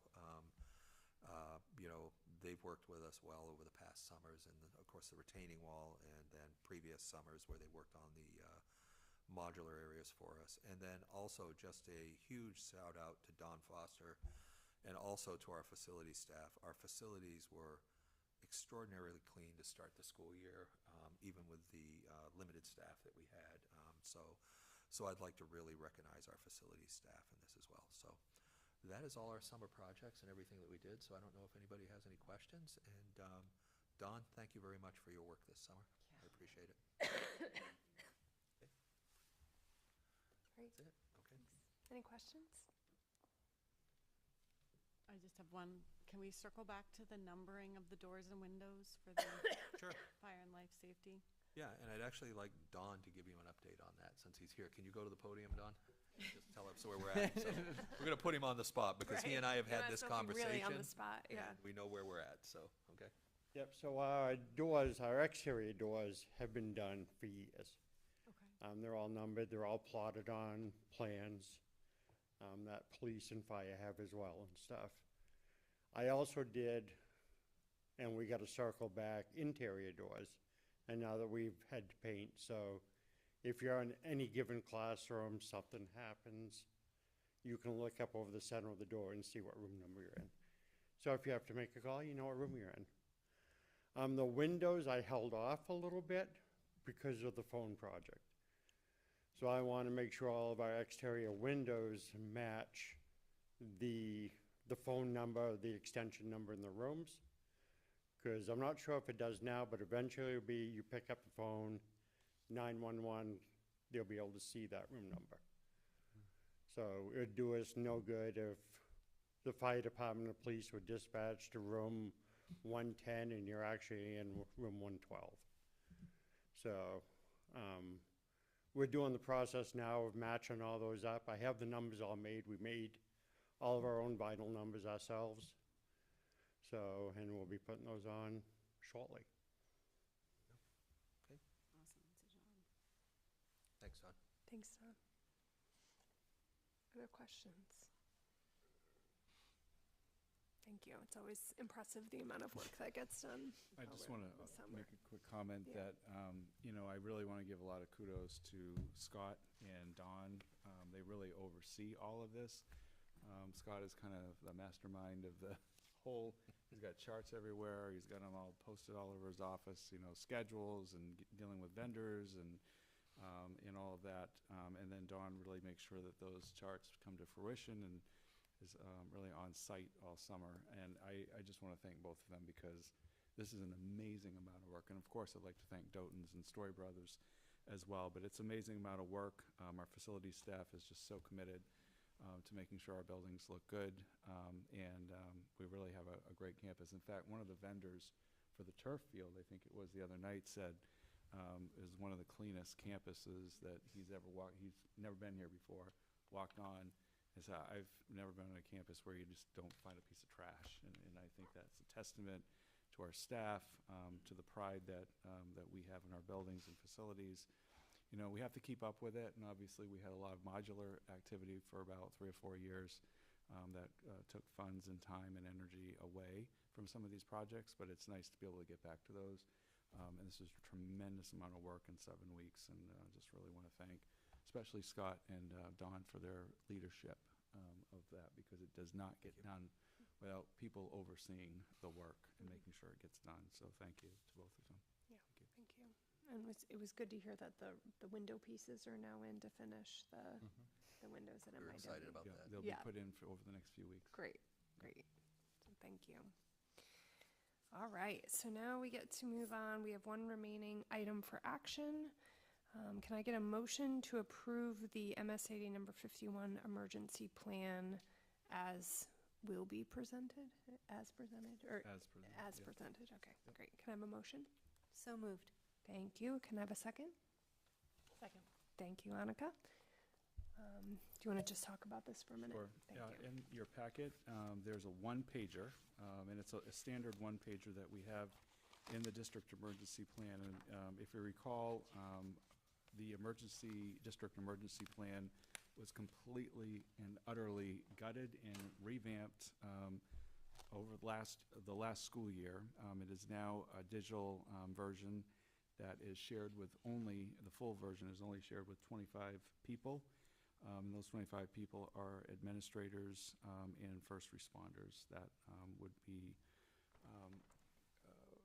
coming to the district if they needed that, and they also sit on our safety committee. So the safety committee oversaw this project, and it is a very comprehensive emergency management plan. Board members have access to that plan, and if you are interested in viewing the plan, just set a meeting up with Melissa Porter, and then we'll set you up with a plan. But we only do that, obviously, in the office. We try to secure this plan as much as possible. It is a lockdown digital plan, which is we give rights only to those people that need it and revoke those rights if they're no longer working with us. And so the summary is a public summary, but it is certainly not indicative of the plan itself, which is very comprehensive and has a lot of different components to it. It's the kind of plan, I literally have it on my phone. If there's something that went down and there's a particular issue or incident I can get right into the plan through my phone, as well as all the administrators and first responders, and be able to see what would be the next step that we would need to take. The Safety and Security Committee, which is overseen by Don Gray, he's an assistant principal at the high school, but runs the committee for our district. We have about 15 or so people who serve on that committee, and I just want to say thank you to Don for his leadership of this committee over the last few years as well. They've have annual goals, and they work very hard. I also want to commend the Cumberland Police Department and the Cumberland Fire Department and the North Yarmouth Fire Department. All the chiefs and officers of those departments are part of our planning and also sit on our safety committee, so thank you to them. We have a great working relationship, so I think we've done a lot of work on safety over the last few years. Alice is something that came out of the safety committee, and we'll be talking more about safety as we go on, as we do each year. But tonight, state law says that the board is required to approve each district's emergency management plan. So if you haven't viewed the plan and you want to, just know that you're approving a good plan. You still have the opportunity to view that, set that up with Melissa.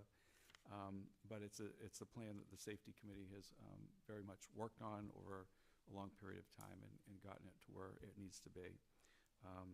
But of course, for obvious reasons, we don't make the plan public. Thanks. Any questions? All in favor? It's unanimous. Plan is approved. Thank you. And thank you to all the work of the safety committee to put this forward. Okay, now we're going to move to the superintendent's report.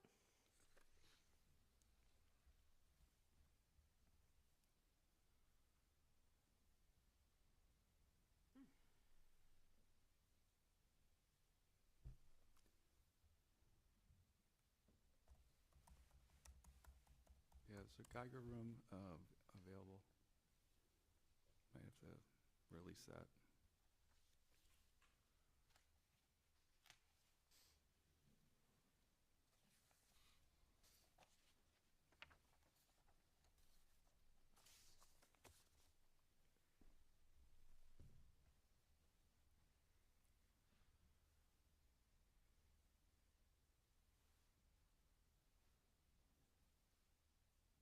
Yeah, it usually comes right up.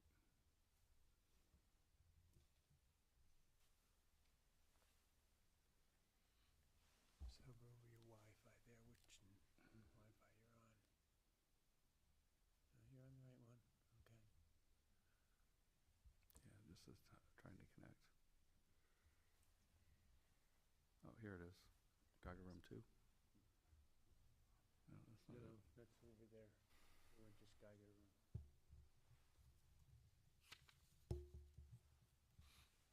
Yeah, it's spinning.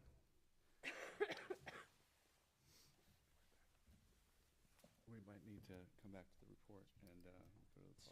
It's showing up for me if you want me to. It's showing up for me if you want me to project it. If it's the same thing you shared with us. I don't think you should share the enrollment report, and No, I am sharing it tonight. Oh, there it is. but you were bringing up your superintendent's report. Yeah, right? that's part of the same report. Okay.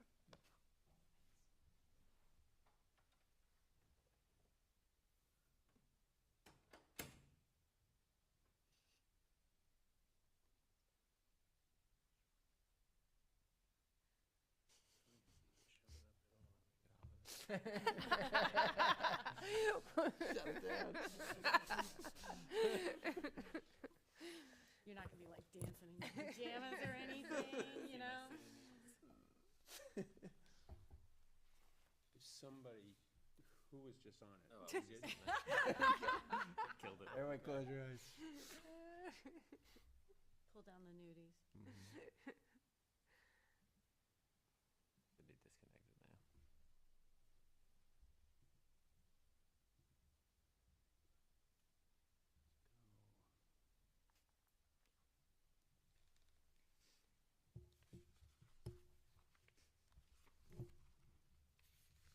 I think it's a night of technology. At least the screen wasn't flashing anymore. Yeah, Well, why is it asking for? not sure. We could probably go on to the policies and then Okay. see if we can come back. Okay, we'll come, Makes while sense. we're working through that, Okay. we're gonna move to committee reports. And I'm excited to hear from our students first. Yeah, we were. I know, you guys aren't ready, right? Okay, Katie. Okay. Thank you. Juniors are doing great. So is everybody else that I've heard of. We have PSATs coming up, which is equally scary and exciting. And I don't know whether or not I need to like study a lot or just like get a good baseline. But soccer girls are undefeated, which is amazing. And they actually beat Yarmouth 2-0, which is crazy. And if you've been following, that's insane. And they haven't done it in like 6 years. Wow. So very impressive. The only person they haven't beat is Cape, and they tied to Cape. Okay. So we're in luck. Mhm.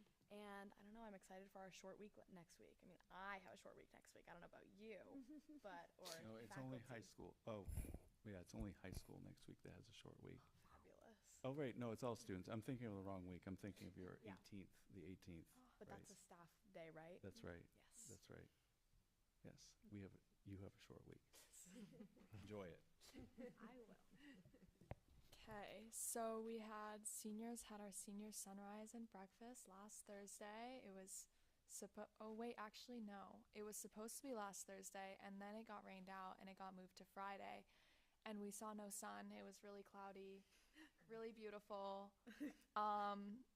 But it was fun, and it was nice to see everyone really early in the morning, and we all got free Aroma Joe's vouchers. So everyone was super caffeinated. It was, we all, like, the second the sun was up, we were like, okay, we're going to Aroma Joe's. That was fun. It was nice to just have everyone together, and I was kind of surprised by how many people showed up. So you got to get up early for that. Last Wednesday, full IB seniors had the full day. locked in the library to work on our extended essays. Got a lot done. We all brought snacks. Super fun. And there's not really that much going on right now except for us all being in the depths of college applications. We've had sessions with guidance counselors in private, and then also they've been doing Common App little group sessions in the library, which have been super helpful, and lots of college visits and just filling out applications and getting them all in for the deadlines.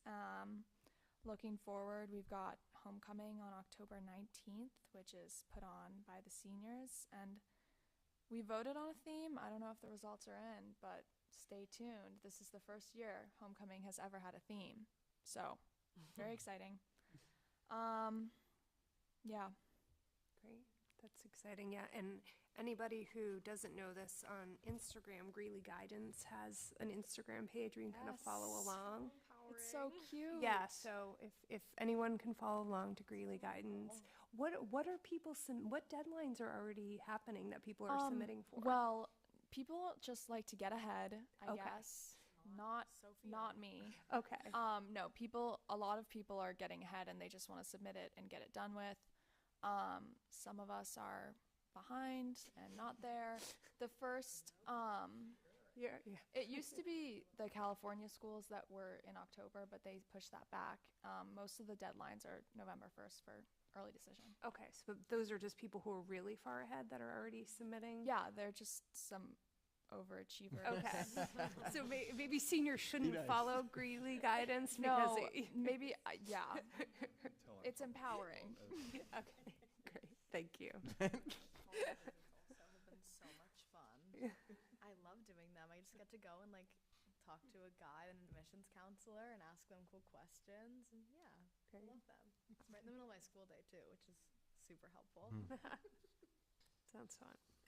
Thank you. Finance. Okay. So, for those of you who don't know, I am the finance chair. I'm the finance chair the year that our director of operations and finance and human resources decided to retire. So yes, I'm the problem. It's me. But besides the moment of panic, knowing that was happening, I will say that I have met with Scott, and he has gotten things in place in such a way that my heart rate has come down significantly, and we're in really good shape. So thank you, Scott, for preemptively getting all this in place. Our first meeting as a committee will be on October 16th.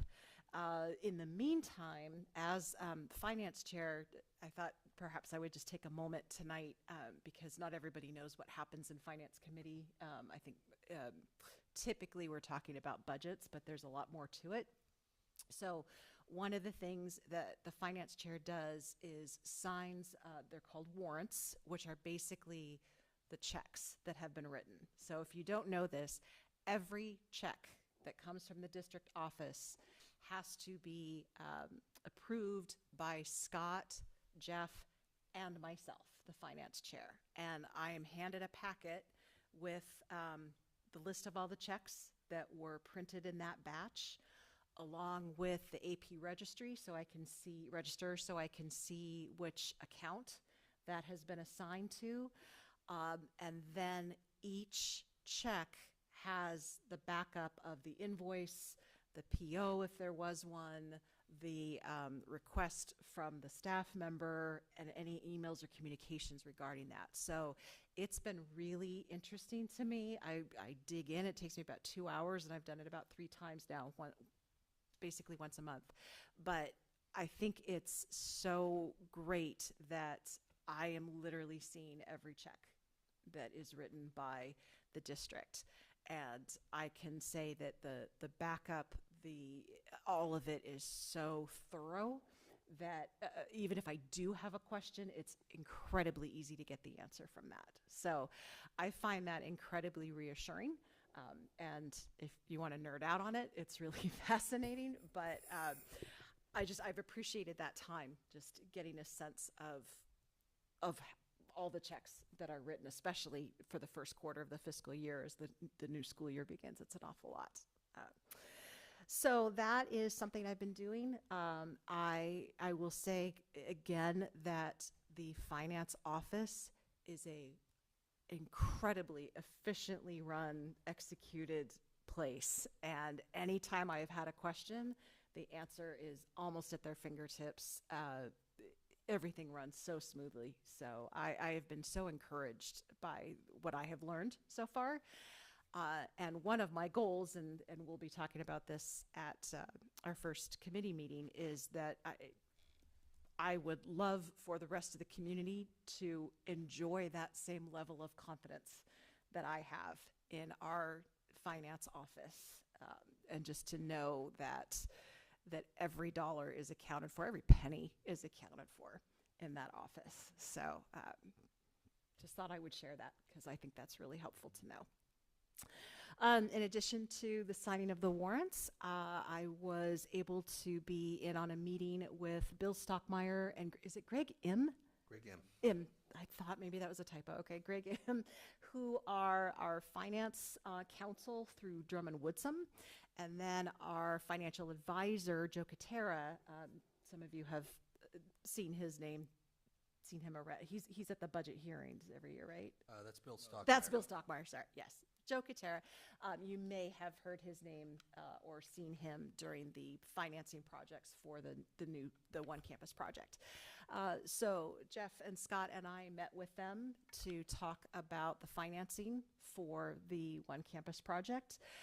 One update on that is that our first bond anticipation note, and if you want to know what that means, I'm happy to explain that, but I'm just going to keep going until somebody asks. Our first bond anticipation note had been scheduled for February. That has been pushed up to December because there are some expenses that are starting to come up.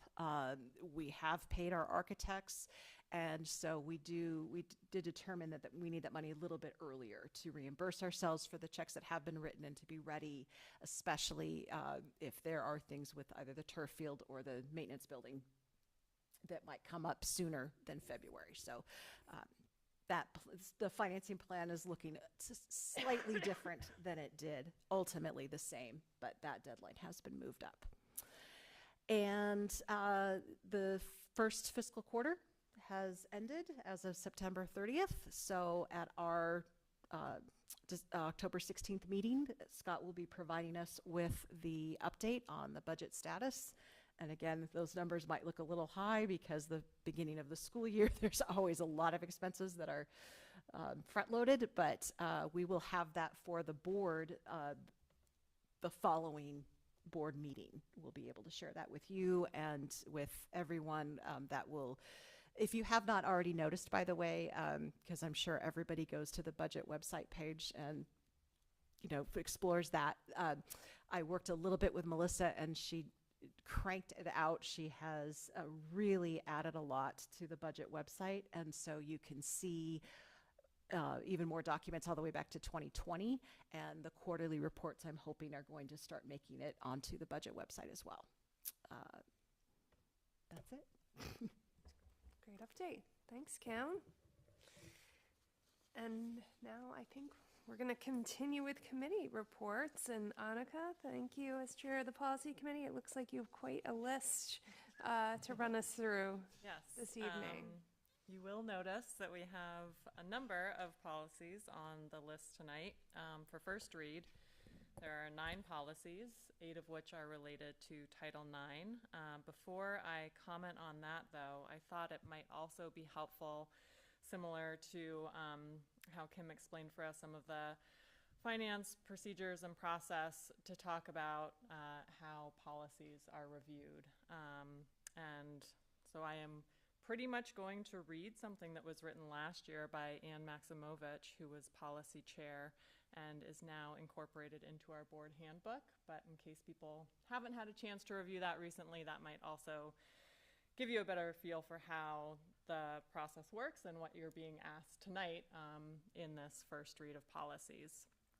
So policies are reviewed for updates when there are statutory changes, current policy is not in alignment with what is needed by the district and has been asked to be reviewed by administrators, the MEA, or students, or current policy is in need of routine review to ensure it remains accurate and effective.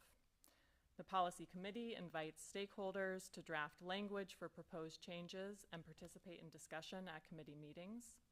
Once a proposed draft has been approved by members of the committee, it is sent to Drummond-Woodsum for review to ensure that proposed language meets all legal requirements.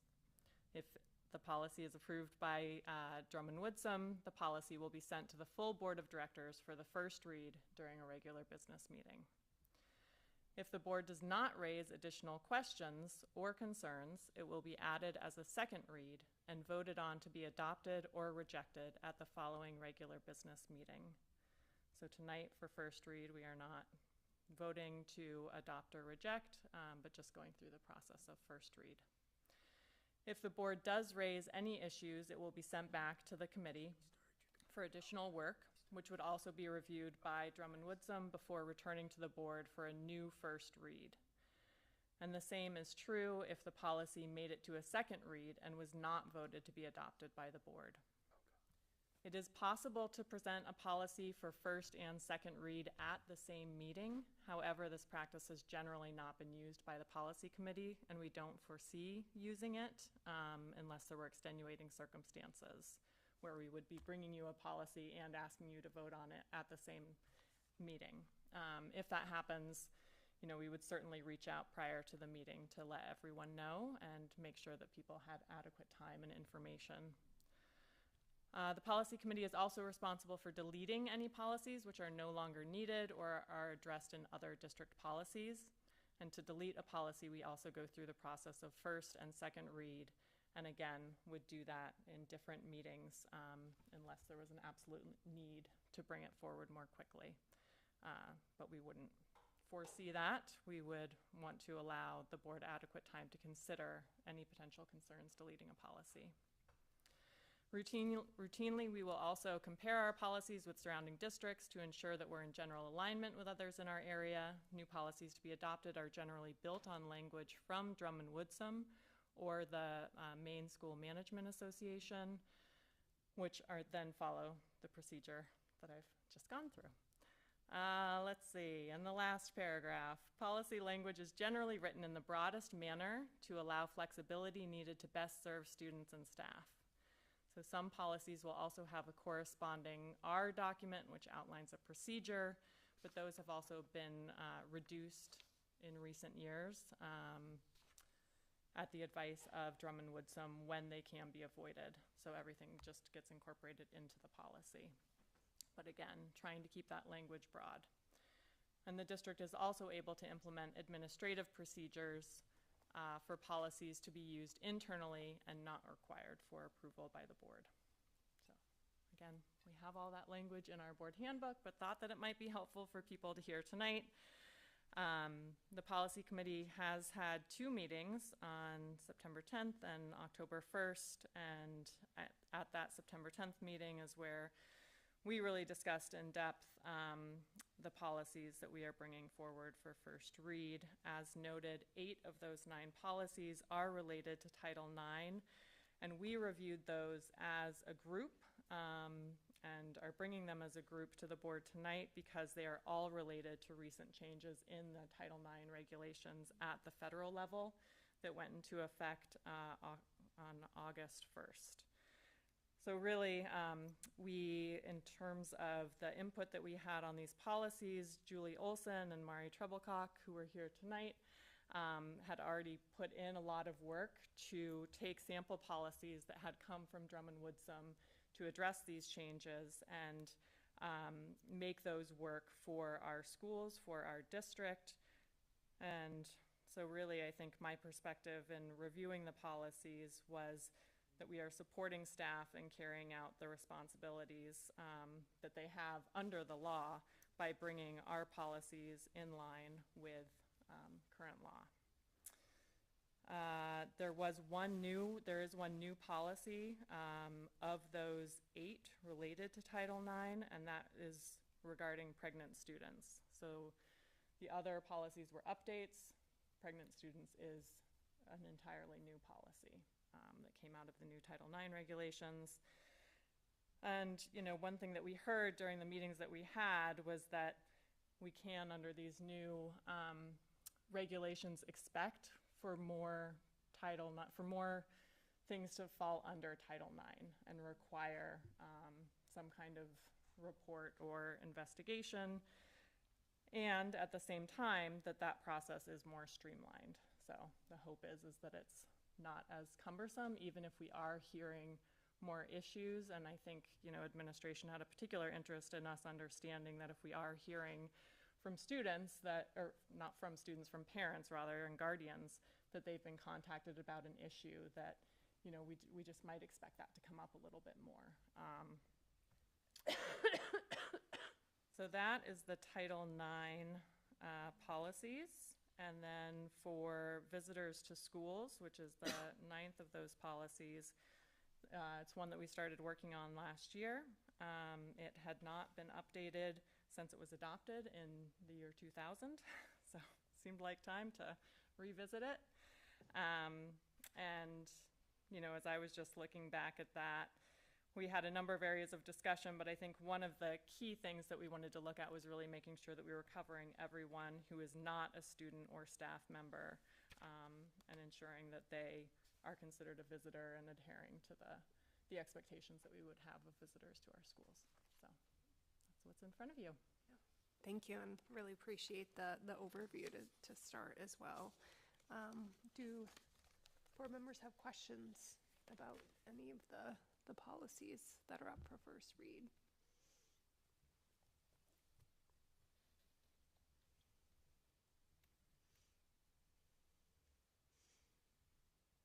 On the visitors to schools policy, I appreciate that the board chair was crossed out as giving permission to visit the schools, so thanks for that change. I would have just asked Jeff anyway, so.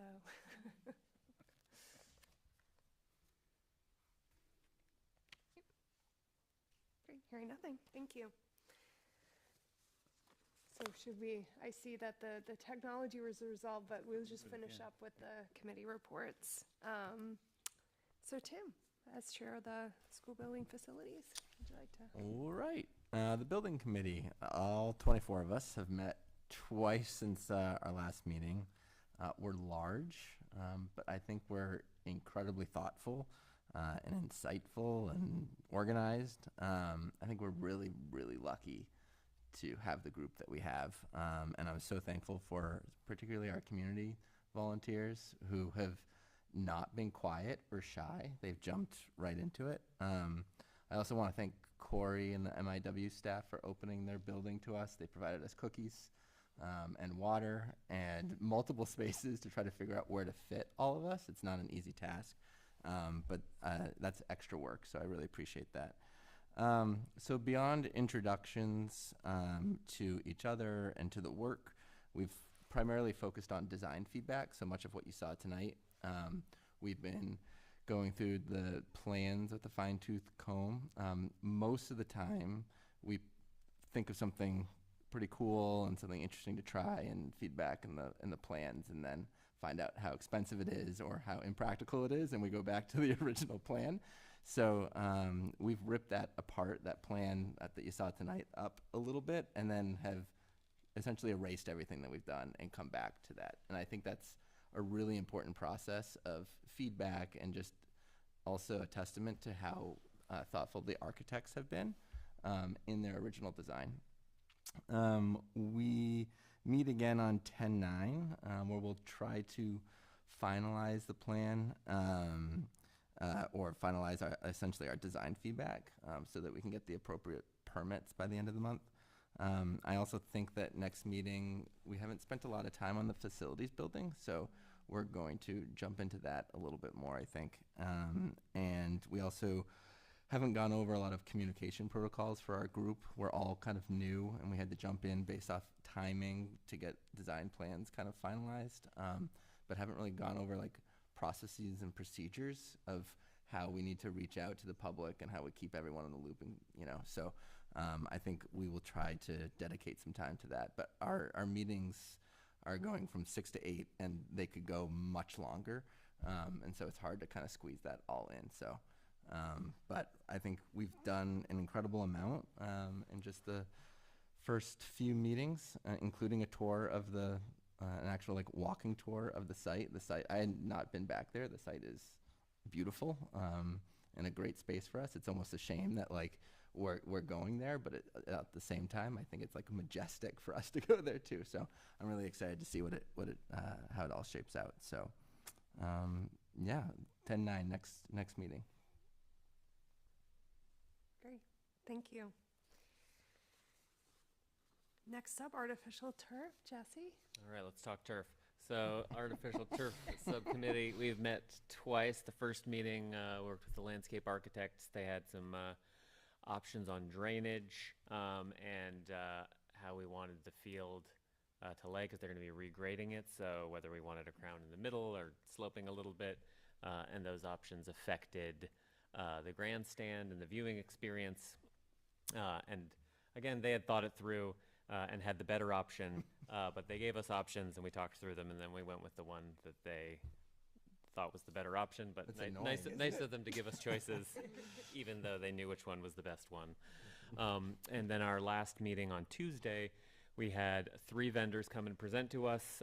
So our first meeting, we sort of meet and greet, and we have some incredible people on the committee, very deep knowledge about either turf or landscape or PFAS chemicals. We have somebody with deep experience about that, so they can ask the pointed questions that the community cares about that topic. So the second meeting, yeah, we had vendors come out. So we had 2 vendors from Tenkate, which is a worldwide turf manufacturer, also AstroTurf, which I'm sure you've heard of, large manufacturer, and then Brock, who does not make the plastic turf blades, but they make the underlying shock pad that many of these fields use that helps with drainage, and also is a surface that just helps with impacts. And they also make one of the environmentally friendly fills. We're going to be meeting with vendors on the 15th, 1 vendor on the 15th, so that'll be a short meeting, and then two more vendors on the 16th, and then we'll be weighing all of what we've heard and hopefully deciding on what we want to recommend to the building committee, and then ultimately the board for the options we think we should put out to the RFP. And I will say we have a lot of options. We let the vendors know ahead of time that they had to bring us options that are PFAS free. I'll say that second time, PFAS free. No crumb rubber for infill, and everything has to be recyclable. And we asked pointed questions about all 3 of these criteria to make sure that they weren't blowing smoke. So yeah, even with those 3 criteria, there's a lot of options. We can go with a virgin rubber product. We can go with little tiny pieces of wood if we want to be super environmentally friendly. There are options where there is no infill at all, and you just have the top and a shock pad underneath, and then there's no infill to argue about, less maintenance. But that's the latest and greatest product, so it may be more expensive. So maybe we will bid all of these things and then see where the prices come down and see what the board wants to go with. The no infill, the wood infill, the virgin rubber infill. But all of these options I think are going to be incredible for all the sports we play. Yeah, so I think we're going to have a great slate of options for the building committee to consider and the board to consider. And hopefully we'll put out an RFP that'll give us a number of options to weigh when we get the costs back. And so, yeah, I want to say thanks to everybody that has come out and helped. Great. Jesse, can I just add one thing? I went 2 nights ago when we had the meeting, and for everyone to know the commitment to what we had committed to, and the questions of they were salesmen in a lot of ways, and they were trying to sell us. One particular was trying to sell beyond what I think we would have been comfortable with, and the committee did not go for it. They didn't let them kind of sneak in some probably not as environmentally friendly options. And so I didn't usually I'm Mr. Critical of things, and I didn't need to be that voice in the room. Like everyone was really strong and critical of where we needed to go. So the amount of confidence that that committee provided in terms of just a community member sitting there was I was very, very impressed and happy that we had such critical thinkers on that committee. It's a strong group. Thank you. Yes, and as Jesse mentioned, there's another whole round of presentations, and then the recommendations, they'll deliberate, make some recommendations that will go to the building committee and then to the full board. So thank you. Looking forward to that. Next up is curriculum. Christina, who's chairing, is not here tonight, and I believe the first meeting is scheduled for the end of October. Is that correct? You haven't met yet. Okay, great. And I will pass it back over to Kim to do an equity update.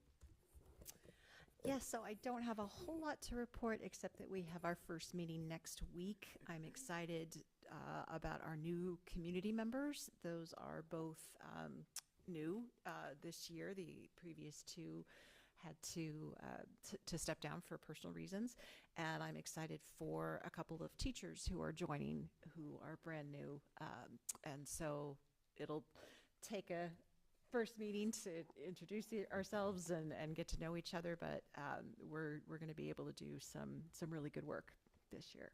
So great. I'll have more next time. Great, thanks. And is there any ad hoc committee reports that people would like to provide? Great. Now we will go back up to superintendent's report. Great. Here's your October 3rd version of the superintendent's report. Mabel I. Wilson School, we've actually had open houses and curriculum nights at pretty much all the schools now, thanks to the 700 students and parents who showed up to the MIW open house. That was one of the nights that they offered. They also had curriculum nights. Also at Mabel I. Wilson, Rebecca Mazarek, I always say her name wrong, Mazarek, and Amelia Coffey's third graders finished reading The Wild Robot and then watched the story come alive on the screen at Flagship Cinemas in Falmouth. And they came alive as well, as you can see. And at Mabel I. Wilson School, Mother Goose, or otherwise known as Assistant Principal Mallory Orzechowski, stopped by to read to kindergarten classes recently, so having characters from the books, actually reading and engaging the students. At Greeley Middle School 4-5, Garrett Goldsmith and Ryan Conley students spent time learning about the U.S. Constitution on Constitution Day, September 17th. Fifth graders do learn a lot about American history, the Constitution, colonial days, going into the Revolution, etc. Greeley Middle School 6-8, this is the annual, this is a really much anticipated sixth grade activity especially, is the lobby drop, and students start in their classrooms. They construct they make their own egg drop creations, and they have to give reasons why their egg drop creation will work or not, and then they adjust their devices accordingly, and they do the 6-foot drop at the lobby at the middle school. It's really fun to see that, and the kids are all waiting down there to see if in fact the contraption will keep the egg from splattering all over the place. And so you can hear it, you can smell it from miles away. This was not my writing. That was, I think someone gave that to me to put in there.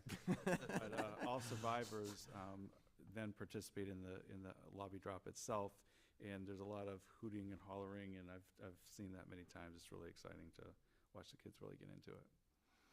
At the 6-8 level, also, 7th graders are currently learning about stress management and health class. Over the last couple of weeks, they've practiced a variety of different strategies to manage their stress. Of course, one of my favorites, dogs. And this is Lou, the therapy dog. I think we've introduced her before. Mrs. Waterhouse is one of our counselors at the middle school, and she makes her rounds, not just in 4-5, but also 6-8, the benefit of animals and also the benefit of regulating emotions. Also at 6-8, 8th graders launched into their astronomy unit by building and launching paper rockets. After investigating the forces that act on rockets, they modified their designs and built and launched a second rocket. And you'll see this a lot in science classes where students are building. You saw 2 examples just tonight. Are actually building using the knowledge they learn, the skills that they learn, and then build something and test it out, and go back and retest and rebuild and go back and forth. And that's one of those engineering as well as science skills as part of the scientific process. At Greeley High School, thank you to the class of 2024, and I'm sure that our 2 high school students can speak to this more than I can, but and to Liz Rodas, who was the class advisor last year for the class of 2024.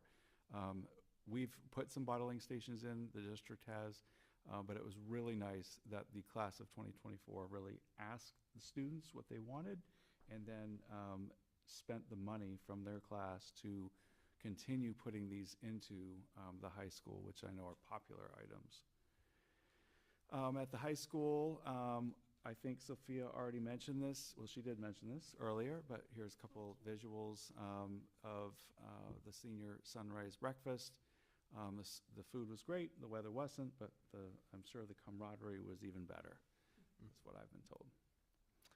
Also, at the high school, Rangers Rock. So every year we usually have 1 or 2 students who are named National Merit Combination Scholars, and Josh Justice has been named a National Merit Scholar, and so we really want to just say congratulations to Josh. It's a huge honor. Rangers Rock Edition, Friday night football games under the lights.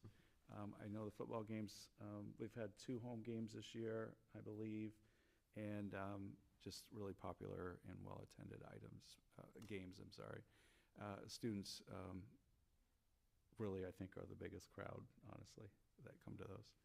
Also, Rangers Rock Edition Middle School, you heard tonight from Mrs. MacArthur about the certification at the garden. So there's a photo right there, Mrs. Follett's class at 4-5, and congratulations to all of them.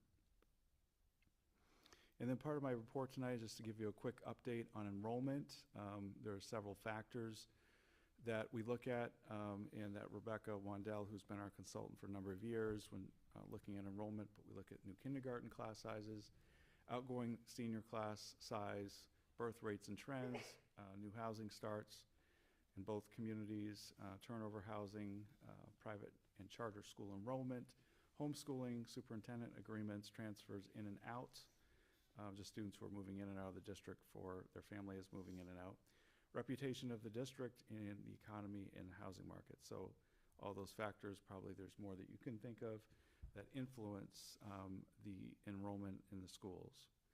So just to give you a quick recap, this is from the very latest report that Rebecca Wandell did showing resident births that year, where there's an arrow, you might not be able to see that, but that's 2018 through 20. There was a 2-year period there where resident births in Cumberland and North Yarmouth, which is one leading indicator of enrollment, dipped. So we would expect that 5 and 6 years later that we would be looking at lower enrollment. And lo and behold, oh, it's my time to go to bed. Do not disturb, it says. Bedtime. Anyway, that is the low enrollment, and you'll see that in just a moment, the correlation, and we've seen that for 2 years, really adding up exactly the way we expected in that particular area. Looking at pre-K-12 enrollment overall, resident and non-resident students, the reason we include non-resident students in our counts is that we have superintendent agreement, students on a superintendent's agreement. We, once in a while, we'll have a student on a tuition agreement.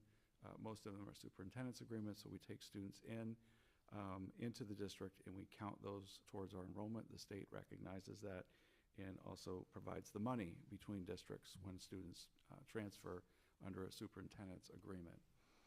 So you can see that the pre-K through 12 enrollment obviously was dipping way back in 2013-14, and then remained stagnant, went up a little bit, dipped a little bit during COVID, and now is on its way back up, which is exactly what we've been seeing in terms of our enrollment over the last few years. For elementary enrollment, currently pre-K through 3 enrollment, you can see in 2024, where we're at right now, is slightly going up. And these are all from projections.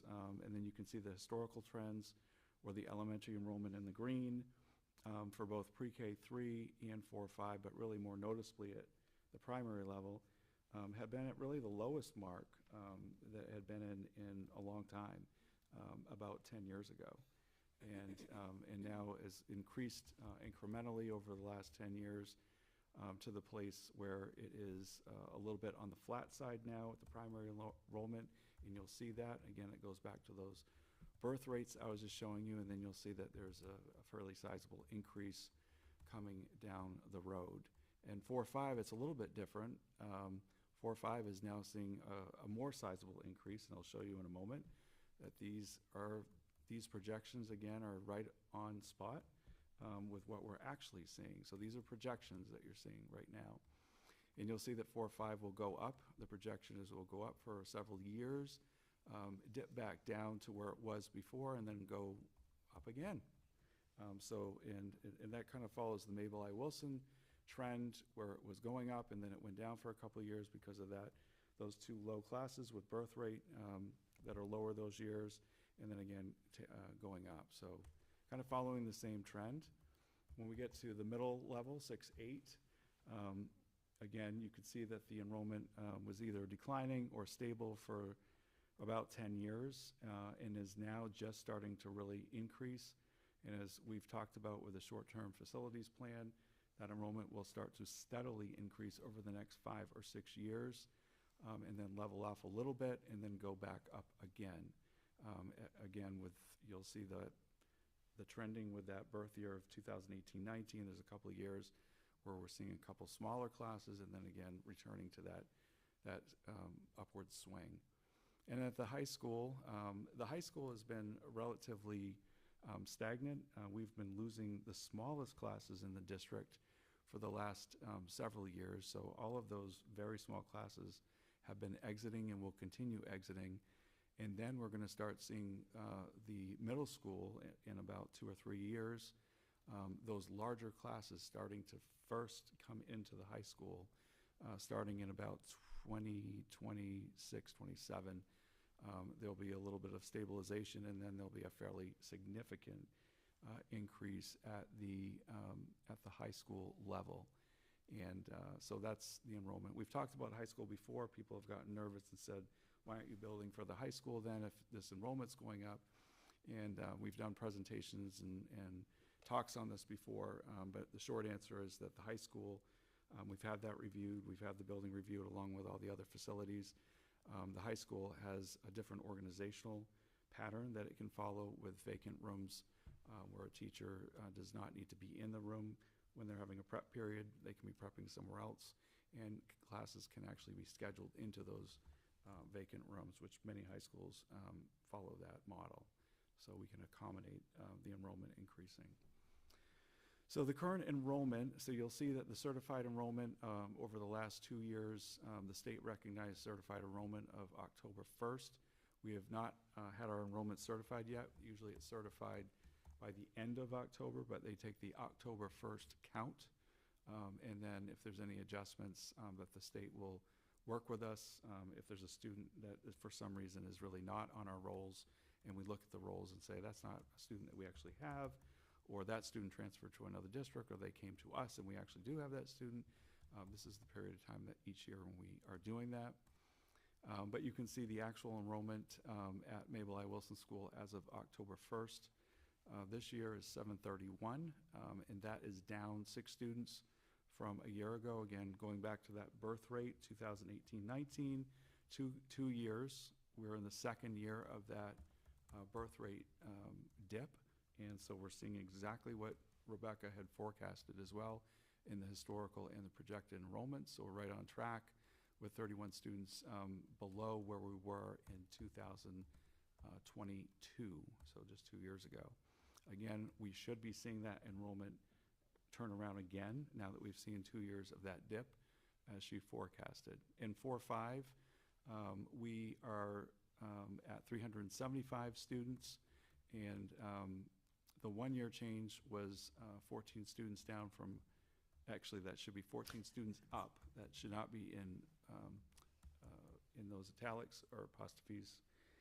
We are actually up 58 students. So up 14 over a year ago, 58 students were up over 2 years ago at 4.5. Again, we're seeing that Mabel I. Wilson School enrollment that we've been seeing continue into the 4th and 5th. So apologize for that there. At 6.8, we're now starting to see the first increases at the 6.8 level that we've seen in over a decade. So we're seeing 33 students more than a year ago and 37 students more than 2 years ago. The middle school enrollment had been pretty flat for a long time.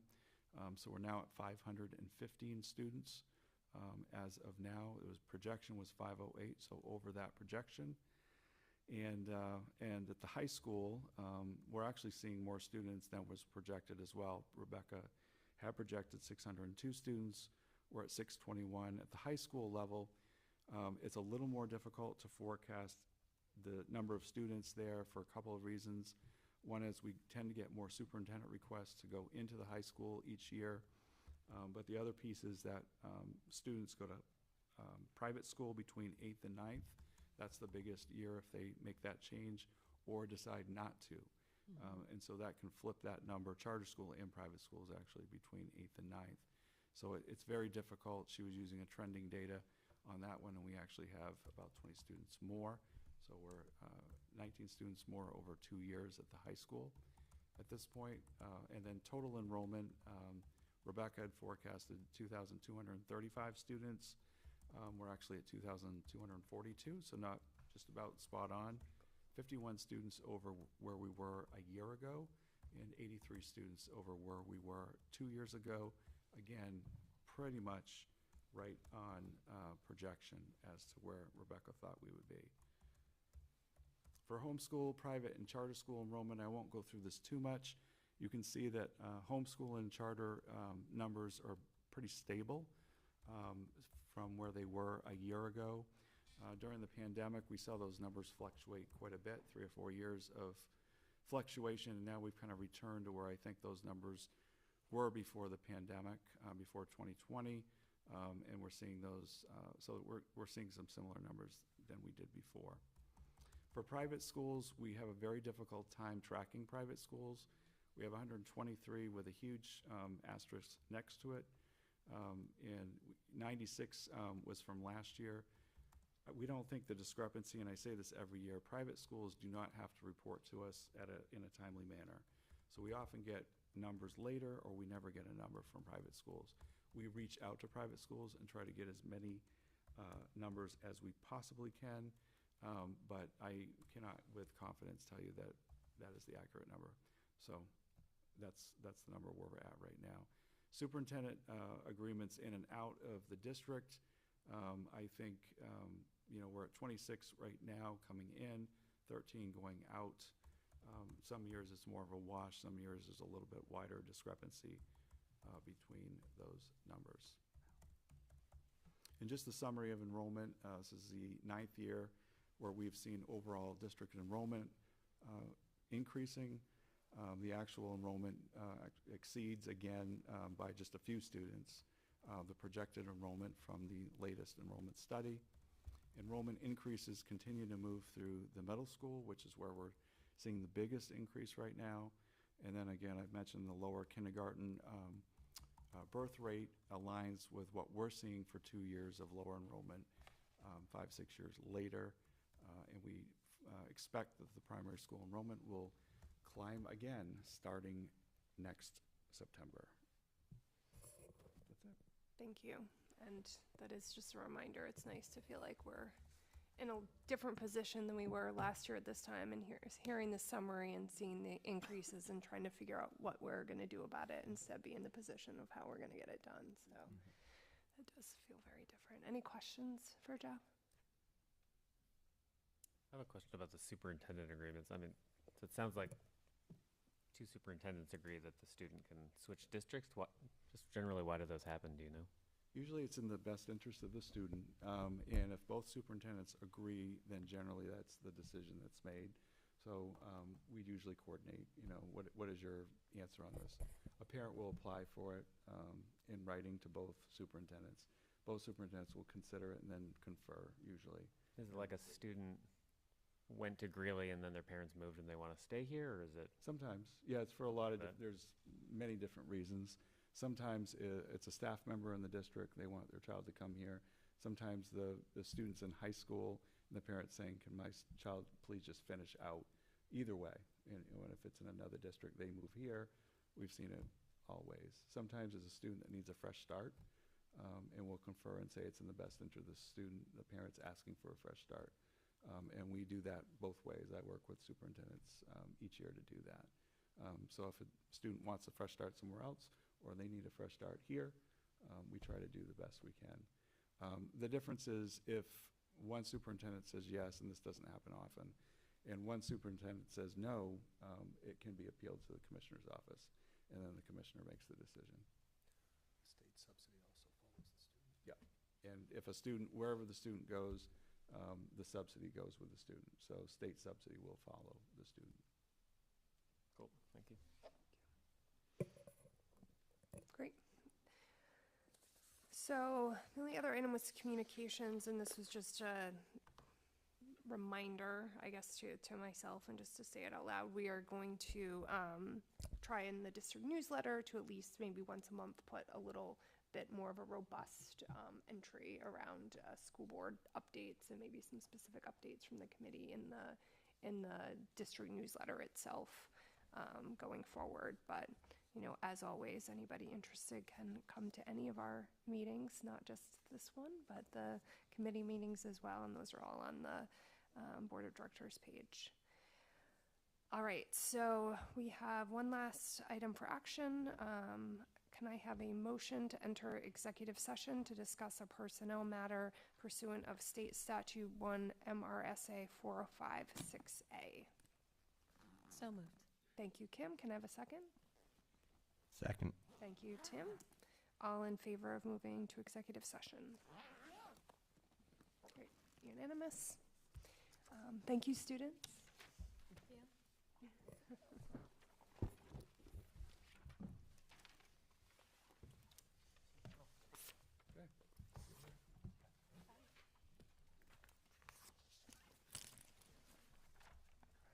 Have a good one.